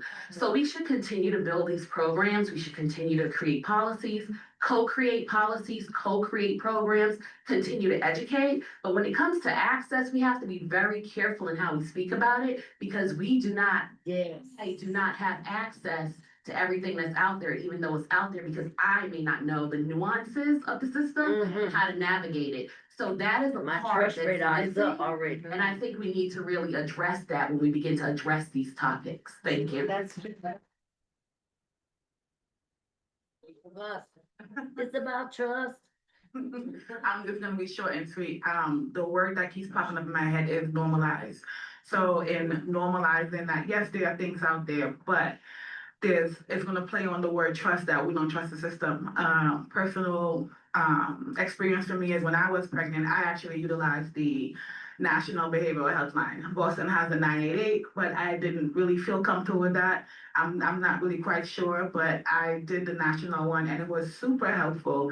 And now I talk about that all the time to other folks on Yes. how you can utilize Yes. this number. And if literally it's another person on the phone, they're gonna hear you vent, girl. That's Like right. that's my thing, and I'm always pushing that. So I'm huge on the word normalizing first, because Come on, all baby. the things are there, and then we're like, I do need that help, but I don't know, I can fix it. You know how it is. You kind of don't tell nobody what's going on in your house, girl. We gonna That's figure it out. right. But the more and more I'm looking just like my sister friend, and we're like, I did it, you can do it too. That's right. That is what we really got to stop pushing. I'm hearing you, Pastor, say, how are we going to get the information out there, even with hearing that men can get screened for postpartum. I don't know that, so I know for sure my man don't know that. He ain't thinking about that. So it is really more conversation, and I really love this dinner group you have. And I'm like, I'm hoping I can get your numbers. I can put my little hubby in there, because it is normalizing these things. Like I'm going through something, somebody else in the room is going through that too, and we take the theory and the textbook names out of it, all the labels, and we just talk about the thing itself. That's right. That's So we have words that are popping up today. We have access, we have dignity, we've had trust, integrity, and anyone have any more? No, you, and then. I think it's funny that I'm going after the people who just went, because the word that keeps coming to mind for me is exposure. I'm a doula, but I'm also a public health practitioner, and the doctoral program that I'm in specializes in design and implementation. And I think a lot of people always think of the problem and the solution, but never the journey in between. And so when we're talking about these things, a lot of the time, we are in these dialogues, but everyone in this room is touching the same thing in some way, shape, or form, right? We have the exposure, we have the knowledge, we know this already, right? But when we go into the communities, we don't hear the words that are continuing this work, right? So much we're talking about things, we're describing them weathering. We're talking about it all the time. Black people, Black women experience a lot more stressors than any other race. There's a name for that, weathering. Do we hear that often? No. People hear the word intersectionality. Well, what is it? Oh, it just means I'm Black and I'm woman. And no, it's more than that, right? It's navigating multiple. So we use all these terms and all this language, and you touched on it and you touched on it. And so when I hear all these things, I'm always like, but how are we exposing people to it in colloquial ways that feel comfortable and approachable? It's not just knowing I have access. It's not just we can't go from access to normalizing without proper exposure, right? And so that goes back to doing it earlier in life and letting people know that, so all these things are interconnected, and it's the in between that gets us from the problem to an actual solution that's adaptive and is sustainable long term. Thank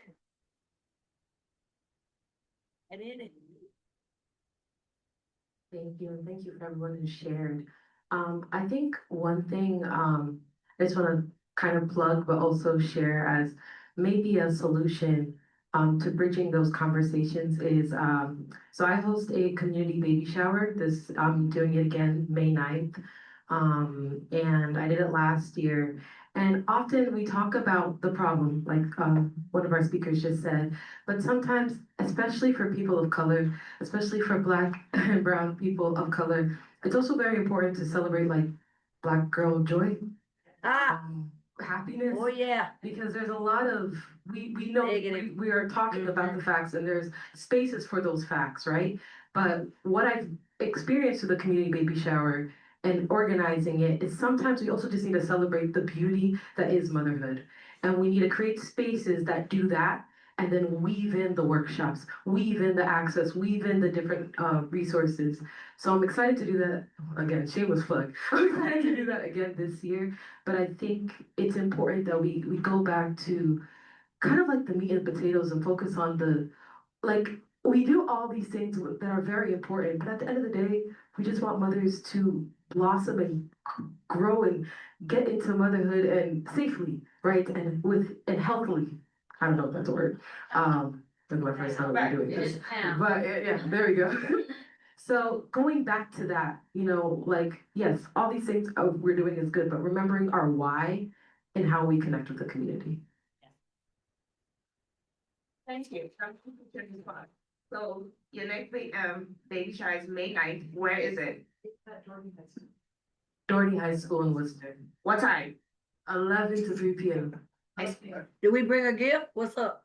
So I'm collecting community donations there, also at my church. Yes, bring gifts, bring things. Okay, I have some flyers here that I. okay, good to know. I don't think this is what the organizers had in mind when they called me today. It's culture, trust. When they called me. Right. No, they got the right. So, back to your questions. So this is for all of you, as we are trying to wrap up today so that people can go back and do the fabulous things that they were supposed to be doing and continue to do. So I'll start with you, Ola. And I'll repeat the question if I have to. Based on your role and experience, what is one concrete action you believe everyone in this room can take right now to build systems that support both safety, joy, respect, and all the words we brought up in Blackbird? That's good, actually, ask that question, because this is one of the questions that I plan to answer, and the rest of them, I don't get them to be on the spot, so that's good that I have an answer for that one, that it's already planned. So with that, to answer such a question, it's a great question, by the way. We have to invest in, integrate doulas into maternal health care systems as a standard of care. So we all hear about doulas. Our communities started hearing about doulas, but in the system itself, there are people who inside the system, health providers, nurses, they don't know who is a doula, why there's a doula. You know, like one time I was just talking to someone, I was like, oh, I work as a doula. And she's like, ah, yeah, what that mean? I'm like, oh, okay. And actually talking to that, so we starting a women health series at the Worcester Islamic Center to increase the awareness of the women around us in the community and to explain to them what kind of services that they can get for free for mass health patients. And that's part of it, like, you know, increasing the awareness in the community. But at the same time, we have to increase the awareness in the health system itself. It has to be a part of it, like having doulas, community health workers to be a part of the standard of care. At the same time, this would, how we actually even can put them in the standard of care. We have to change the hospital policies to make it more supportive for the doulas and the rest of the healthcare workers to be a part of it. The reimbursement, you know, like at the end of the day, we have to get paid for what we are doing to survive as well. At the same time, we have to do partnership with community programs. And I'm lucky to be part of the Worcester Rise for Health community program. It was a great start for me. And from there, I knew how to have a positive impact on the community as a doula. When we supported the whole person, safety and joy can coexist. Thank you so much. Thank you. The one thing that we can do, let me put my pastor hat on for that one. Cause it's big, but it's simple. You, all of y'all are young people, y'all got friends now having babies, and you know, I'm kind of past that age. I'm on the grandmother and the great grandmother side. But share, ask questions. Tony, I know you and your girl, you get ready to have a baby, you know, you're all set. Well, you think you're all set. You know, I like to have a side conversation with you. Tony, did you know that you can get this service? Did you know this is available? Did you know did you know? Just simple, make it simple. Did you know? Girl, you get ready to have, oh, you ready? Oh, girl, I don't know. I'm kind of, girl, come on, we gotta talk offline. Let me get you, let's talk. Share, because the way you talk and share information with people in your circle is gonna be more accepted than the professional that's gonna come out and use all the words that we've been talking about today. You're gonna bring it right down home. Look, girl, you know, you ready for this? You ready for that? And you mothers that are mothers, share. There's joys, there's ups and downs. We know ups and downs in life. We already know that. But share, talk to one another, be human again. Be human with each other. Love one another. Love your neighbor as yourself. Because you know when you do that, the big man is looking out.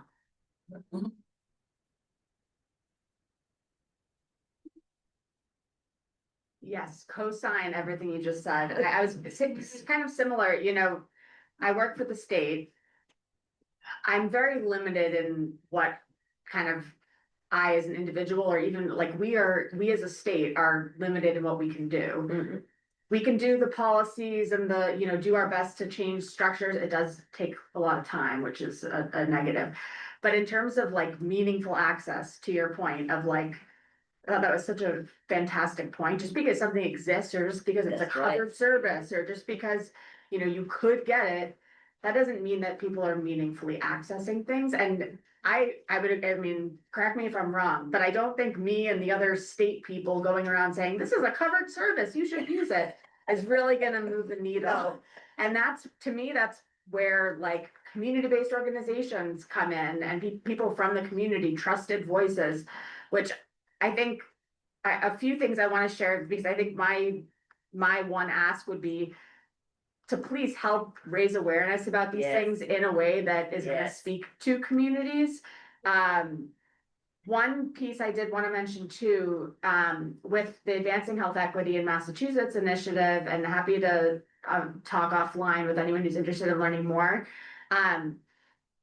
Basically, the state is partnering with community-based organizations to fund them to do the work to improve maternal health, cardiovascular health, et cetera, kind of acknowledging this exact thing. Like, we as a state are not going to be able to move the needle in community, and communities really know what they need. So kind of giving them the money, letting them drive, like what are the problems that we want to solve in our community and how, and we're just sort of there to provide financial support, technical support, data, like that sort of thing.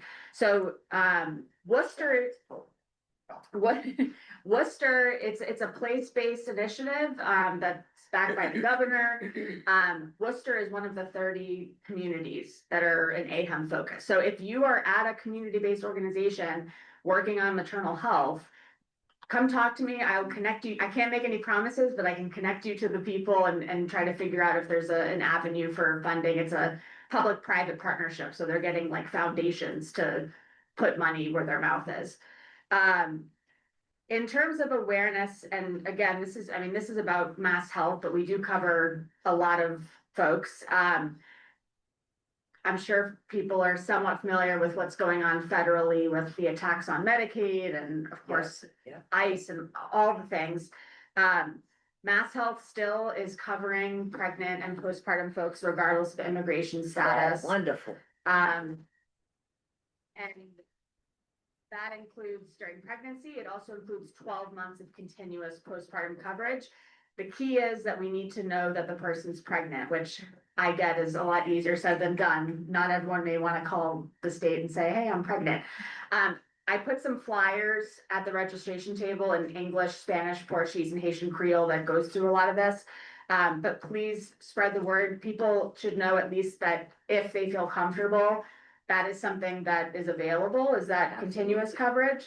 The doula benefit, knowing that they can get a doula. We talked about the postpartum depression screening, midwives, freestanding birth centers, remote blood pressure monitoring. That's another big one to cover that, you know, as a state, we're trying to do our part to educate the providers and the health plans and the hospitals. But unfortunately, we all know we can't always rely on them to get the right information to patients. So people should know that they can get a blood pressure cuff and get that remote patient monitoring from home. And one other thing I wanted to mention, someone spoke to early intervention earlier. This is a really exciting policy coming down the pike in the next couple of years is universal postpartum home visiting. So every single resident of Massachusetts, again, it's going to take a couple of years, which is like tomorrow in our world, but should be entitled to get a free one-time nurse home visit.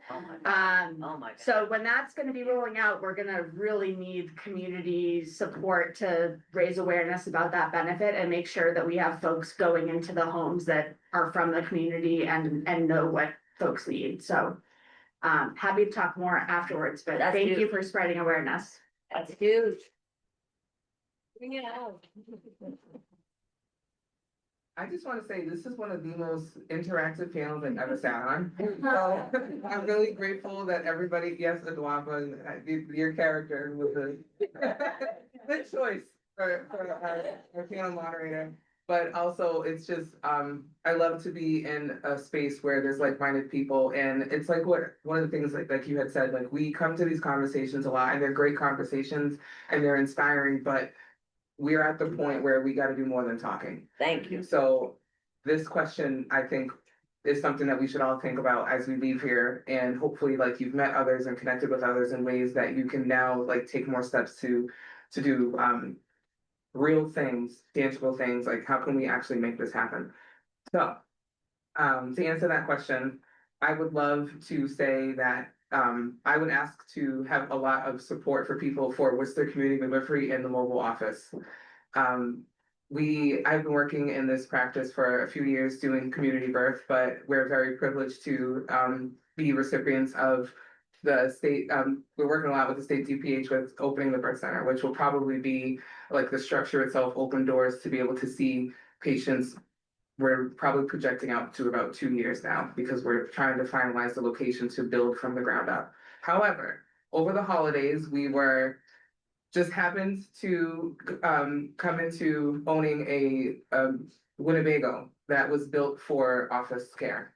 So that hopefully will be ready to see people able to see 2 different families at the same time by the end of the summer. Yes. And the reason why I would Great. this is my ask because I've realized that with these efforts, I'm still doing a lot of education because people just don't know that midwifery is still present. We know the history, especially as Black women. All these conversations about, what's happening, how Black women are dying, this is not anything that's new to us. It's happening in a public spaces more, and it's really a beautiful thing that there is such awareness, but it's the same thing. How can we actually make the change now? So the Worcester Community Midwifery and the Birth Center will have ripples into the community to help address some of these problems. For example, having a clinical space. There's very few Black or Brown identifying midwives in the state. But one of the barriers, I mean, there's many barriers, but one of the barriers in particular is finding a clinical setting where you could actually get the hours in. A lot of people are relocating to different states. They're moving their families. They're taking like incredible strides in order to make this happen. So with having the birth center open in the mobile office, we will be a clinical space for people and hopefully to be a space for people from Worcester, from Central Mass to be able to get the education and to continue to provide care within our community so that going to appointments with midwives in various spaces, going to places where you see more Black and Brown healthcare providers, not just midwives, doulas, lactation counselors, any other type of birth worker, this could be a space for people to receive education. So, and so forth. You see how I mean, like this, we all have to work together to make this happen. There isn't one specific answer. There's not one person that's gonna make a difference. So with more communication within each other, working together and supporting each other and helping to direct people to where education can happen, direct people to resources to then become a doula. The doula program between UMass and RISE is just phenomenal to see how much work is within these groups is happening together to help to really build this workforce within our community. So I would say just to continue to support the organizations that we have locally and the efforts that we're making to trying to help diversify birth in Worcester from a provider standpoint, and also to definitely continue to look out for Worcester Community Midwifery in the mobile office as we continue to grow and hopefully increase our service to our community within the next few weeks to months. I just want to say one thing. I'm Sharon Pastor of Cleveland St. Andrews United Methodist Church. I also sit on the board for all of Worcester United Area Methodist Churches, and I am a Black female, if you didn't notice, and I also sit on the Worcester Black Clergy Alliance. So I am all about trying to bring our communities together that have never even come together. So we are a resource here, the pastor. Thank you. Well, answer the question for myself too. I think also what we can all do here is partner and collaborate. Yeah. There's so much going on in this room, so That's much true. good things going on in this room. And I think if we combine our efforts together, we're unstoppable. Like there's so much we can do together. So thank you guys, but you're not the hook yet. No, I'm just saying thank you because anyone have any questions for these lovely folks here? Or have questions for anyone in this room? Or has something, a program that you don't think has enough exposure that we need to bring to light?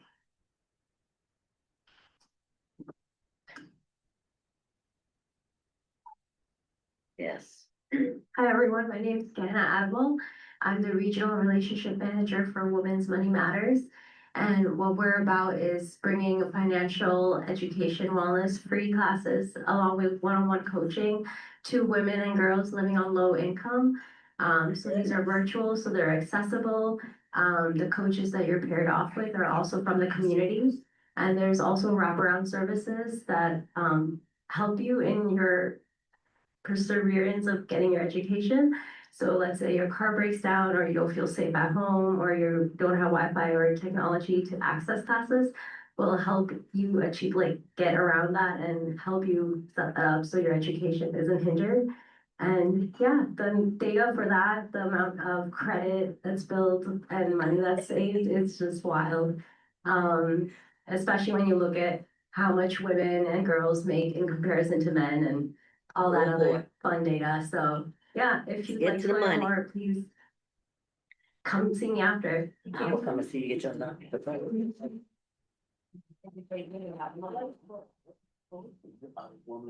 Hi, everyone. My name is Mimi, and I'm a mother of 5, all birth through C-section. And just 3 months ago, I had my 5th baby, and within all these experiences of having C-section, I noticed that there's a gap with postpartum support, and women are not really prepared enough after postpartum, after having the baby, especially with C-section. After C-section, you just hand you a pamphlet and just you're on your own to figure out what you need to figure out. So I built interactive apps to help women. Right. I have one with mental health check-in, which helps you kind of like communicate with yourself, checking in with how you're feeling. Sorry, I'm a little shaky. I'm nervous talking in the room. Thank you. With the mental health check-in app, it's kind of like you checking in with yourself, see how you're feeling, and it shows you what is baby blues and what is postpartum depression, what is a red flag, when to seek for help.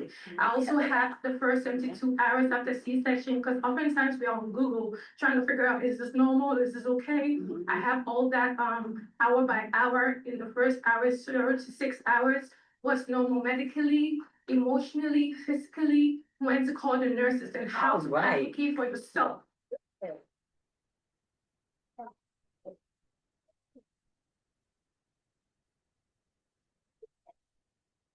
Sometimes we are being dismissed. We telling them this is happening, I'm bleeding, this is happening, and they're like, oh no, you're fine.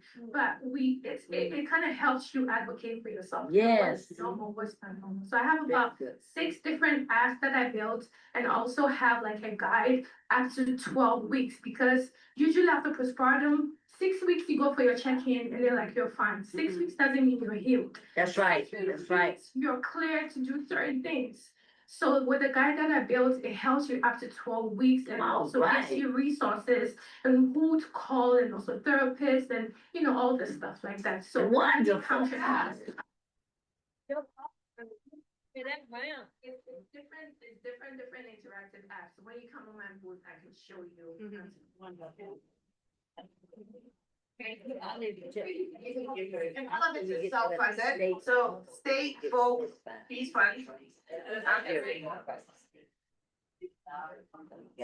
Just really quickly, I know a lot of you are based in Worcester, so this might not be the most relevant, but March of Dimes' annual March for Babies is on Saturday, May 9th. If you're based in the greater Boston area, I am also working to try and bring back a walk to the Worcester area. So please know, We used to do we've business. heard the feedback and we really want to make that happen. But if you are interested in attending in the spirit of centering joy and being around community, you know, it's 1,000+ other individuals in Boston, and I have some save the dates if you're interested, but it's a very nice day to celebrate this work as opposed to feel somber like on other days. Yeah. Thank you. I just wanted to put a plug in. I think many of you are already working with us, Worcester Rights for Health. We specifically focus on refugee and immigrant populations, but if you are in Worcester area, working in refugee and immigrant space and maternal health space, and you are not connected to us, please connect. We're really trying to build an initiative to bring all the folks in the Worcester area working with the communities together so that we can collaborate. And we worked together when she was just in medical school and I was out there being a whole girl. Baby. She was a baby. I feel like I've introduced myself 3 different times today, but I'm the Community Engagement and Grants Manager of a company, Doula Care. We're based in Boston, but we serve all of Massachusetts, or most of Massachusetts, I should say. And last year we had our inaugural birth worker convening, and this coming year, we will be doing it again, and we want you all to come. So if you don't follow us on our social media platforms at a company Doula Care, and we want you to come. And if you're not a doula or midwife, that does not mean you're not a birth worker. We want everybody in the room, because the more that everyone shows up from your different angles, the more that we can better diversify and share and see how everyone interconnects to build a better world where birth outcomes are not starting baseline at scary. Man. Thank you. And I have 2 more people, and then we have a little special wrap up.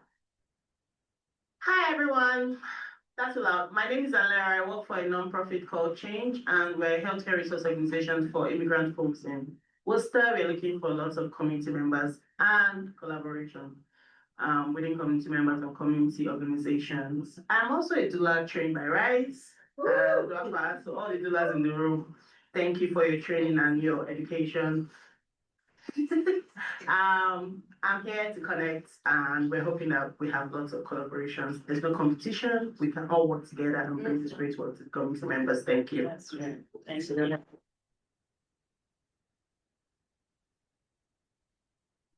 So, I have a question, because I know that I can just feel it. You know, we were blessed by the past over here. I feel like I can make an appeal. There's somebody in here who wants to fund the support groups. Like we were talking about that, you know, there's support groups that are happening and everything, it's wonderful to do. And we're excited about the work and we all are working so hard.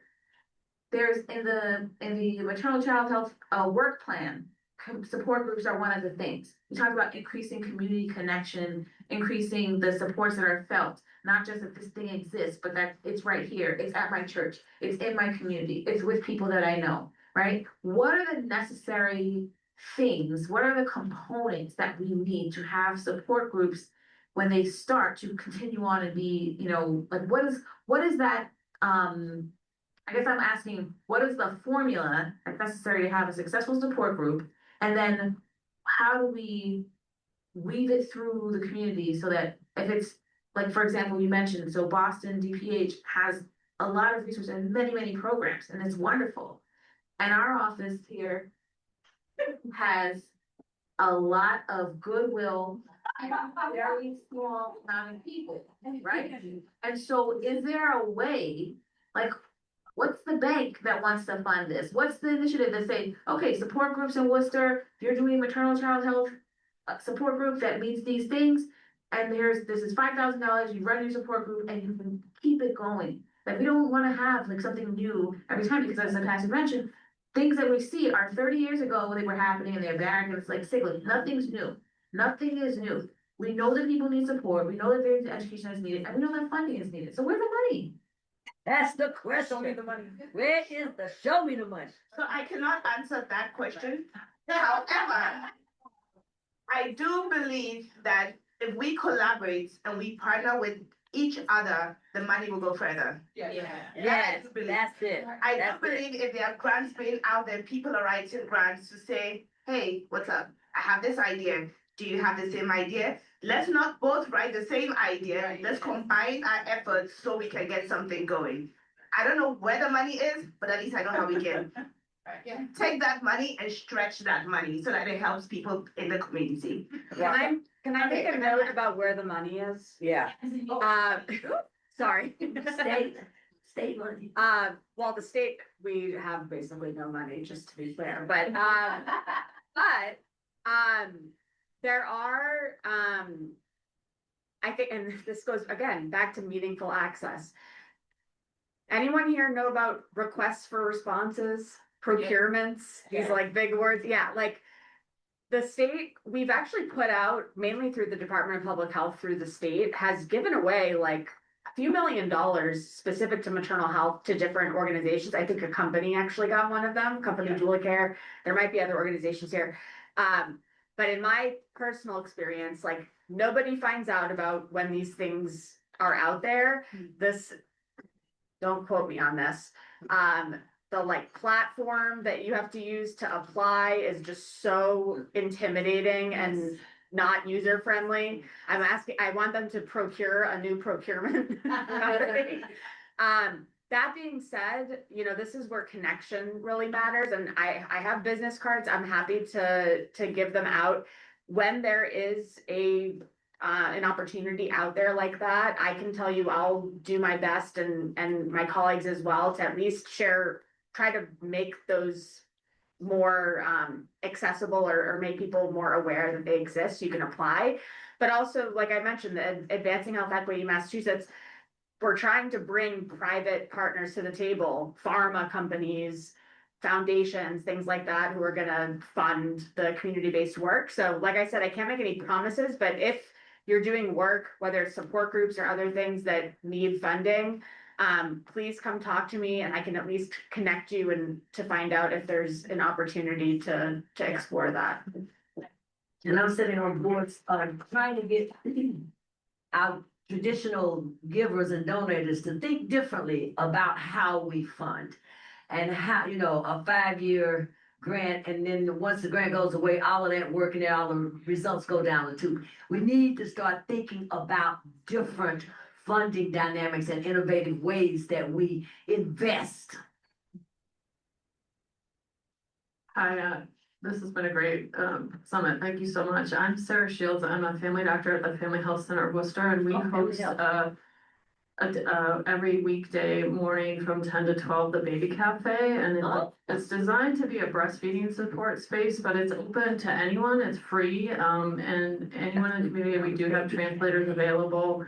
It has in the past been a place where postpartum people have found community and connection with others. And so we really want to make sure people are aware it still exists and, you know, get it back up to the place where it can be a resource for just the community without necessarily calling it a postpartum depression support group, but letting it be a space where people can come with you know, with their infants and partners and meet other families in that space. Every Wednesday? Monday through Friday from 10 a.m. to noon at the Family Health Center on 26 Queen Street in the basement. So you do have to take an elevator with your stroller. That's a little challenging sometimes, but. Thank you. We have one last person and then we will unfortunately have to wrap up. You guys are having so much fun, aren't you?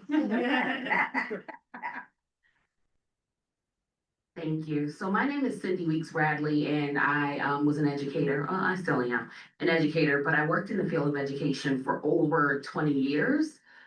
Even at the policy level at DESE, that's when I realized that the policy level is really about compliance, and the grassroots is about doing the work.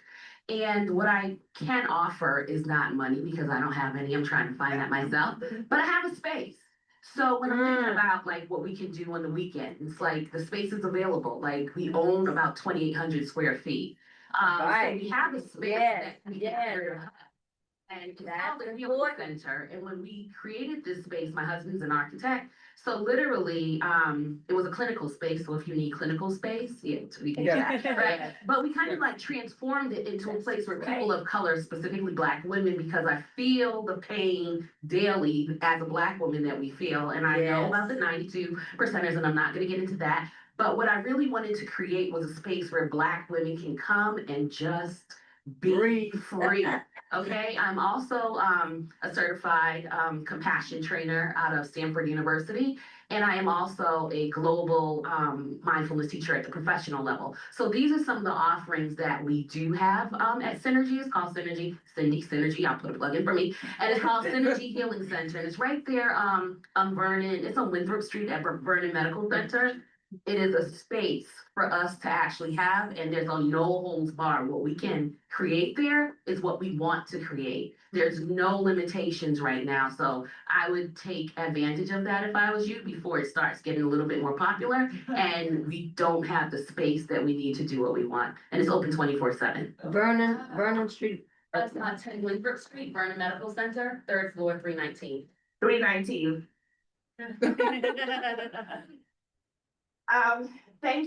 Thank you for showing up, for answering these questions. And I also want to say thank you, everyone here. Like, you guys could have been anywhere today, but not only did you come, stay, eat, and listen, you've been engaging, you've been asking the right questions. We're trying to problem solve over here. Like, we are not going to solve everything within 10 to 1 today, but we've gotten some information.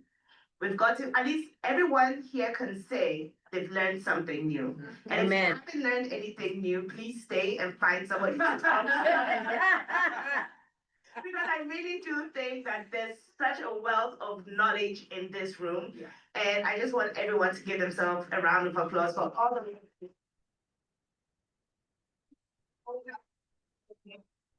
Thank you to you guys for organizing this again. I hope we bring it back next year. There was a cup. We appreciate you people coming.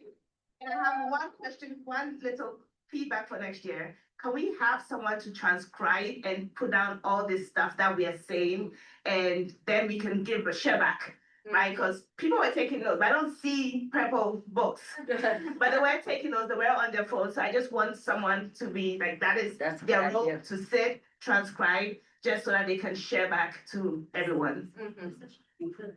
It's recorded, but we will do that. Okay, listen to the recording. Thank you. They got stretch swag. Thank you so much. What an amazing day today. Thank you guys for showing up. Thank you so much. Thank you. I'm going to take a moment to say thank you to all of you for being here with us today. This could have been successful with each of you being here, taking the time to be here with us today. And also to remind all of you that we have many more amazing events happening this week. So I hope to see you there. But for me, I've learned a lot today. We have shared stories, we have built connections, we have made folks we haven't seen in a while. So I'm excited for the rest of the week. But again, I hope that each of you, you've been able to deepen your understanding of what it really means to care for Black mothers, the equity portion, compassion, and action. And I kept hearing, no dying should not be the standard. And I agree with that. I'm a Black mother, and this work is so important to me, right? And my little boy. So again, as a division, as a city, we can't do this work without you. So thank you for showing up. Thank you for trusting us. And thank you for many of you here. Teach us something new each single day. And for that, we say thank you. Also, want to do better next year. So new tables, give us some feedback. Also, we're gonna project that here. So whatever we can do to make this step better, whoever is missing for next year that we can reach out to, please let us know. Most importantly, the men in the room, thank you for showing up. All right, so see you tonight at 6 o'clock. All right, have a good day. This one. I gotta get up slowly. Yeah, YMCA.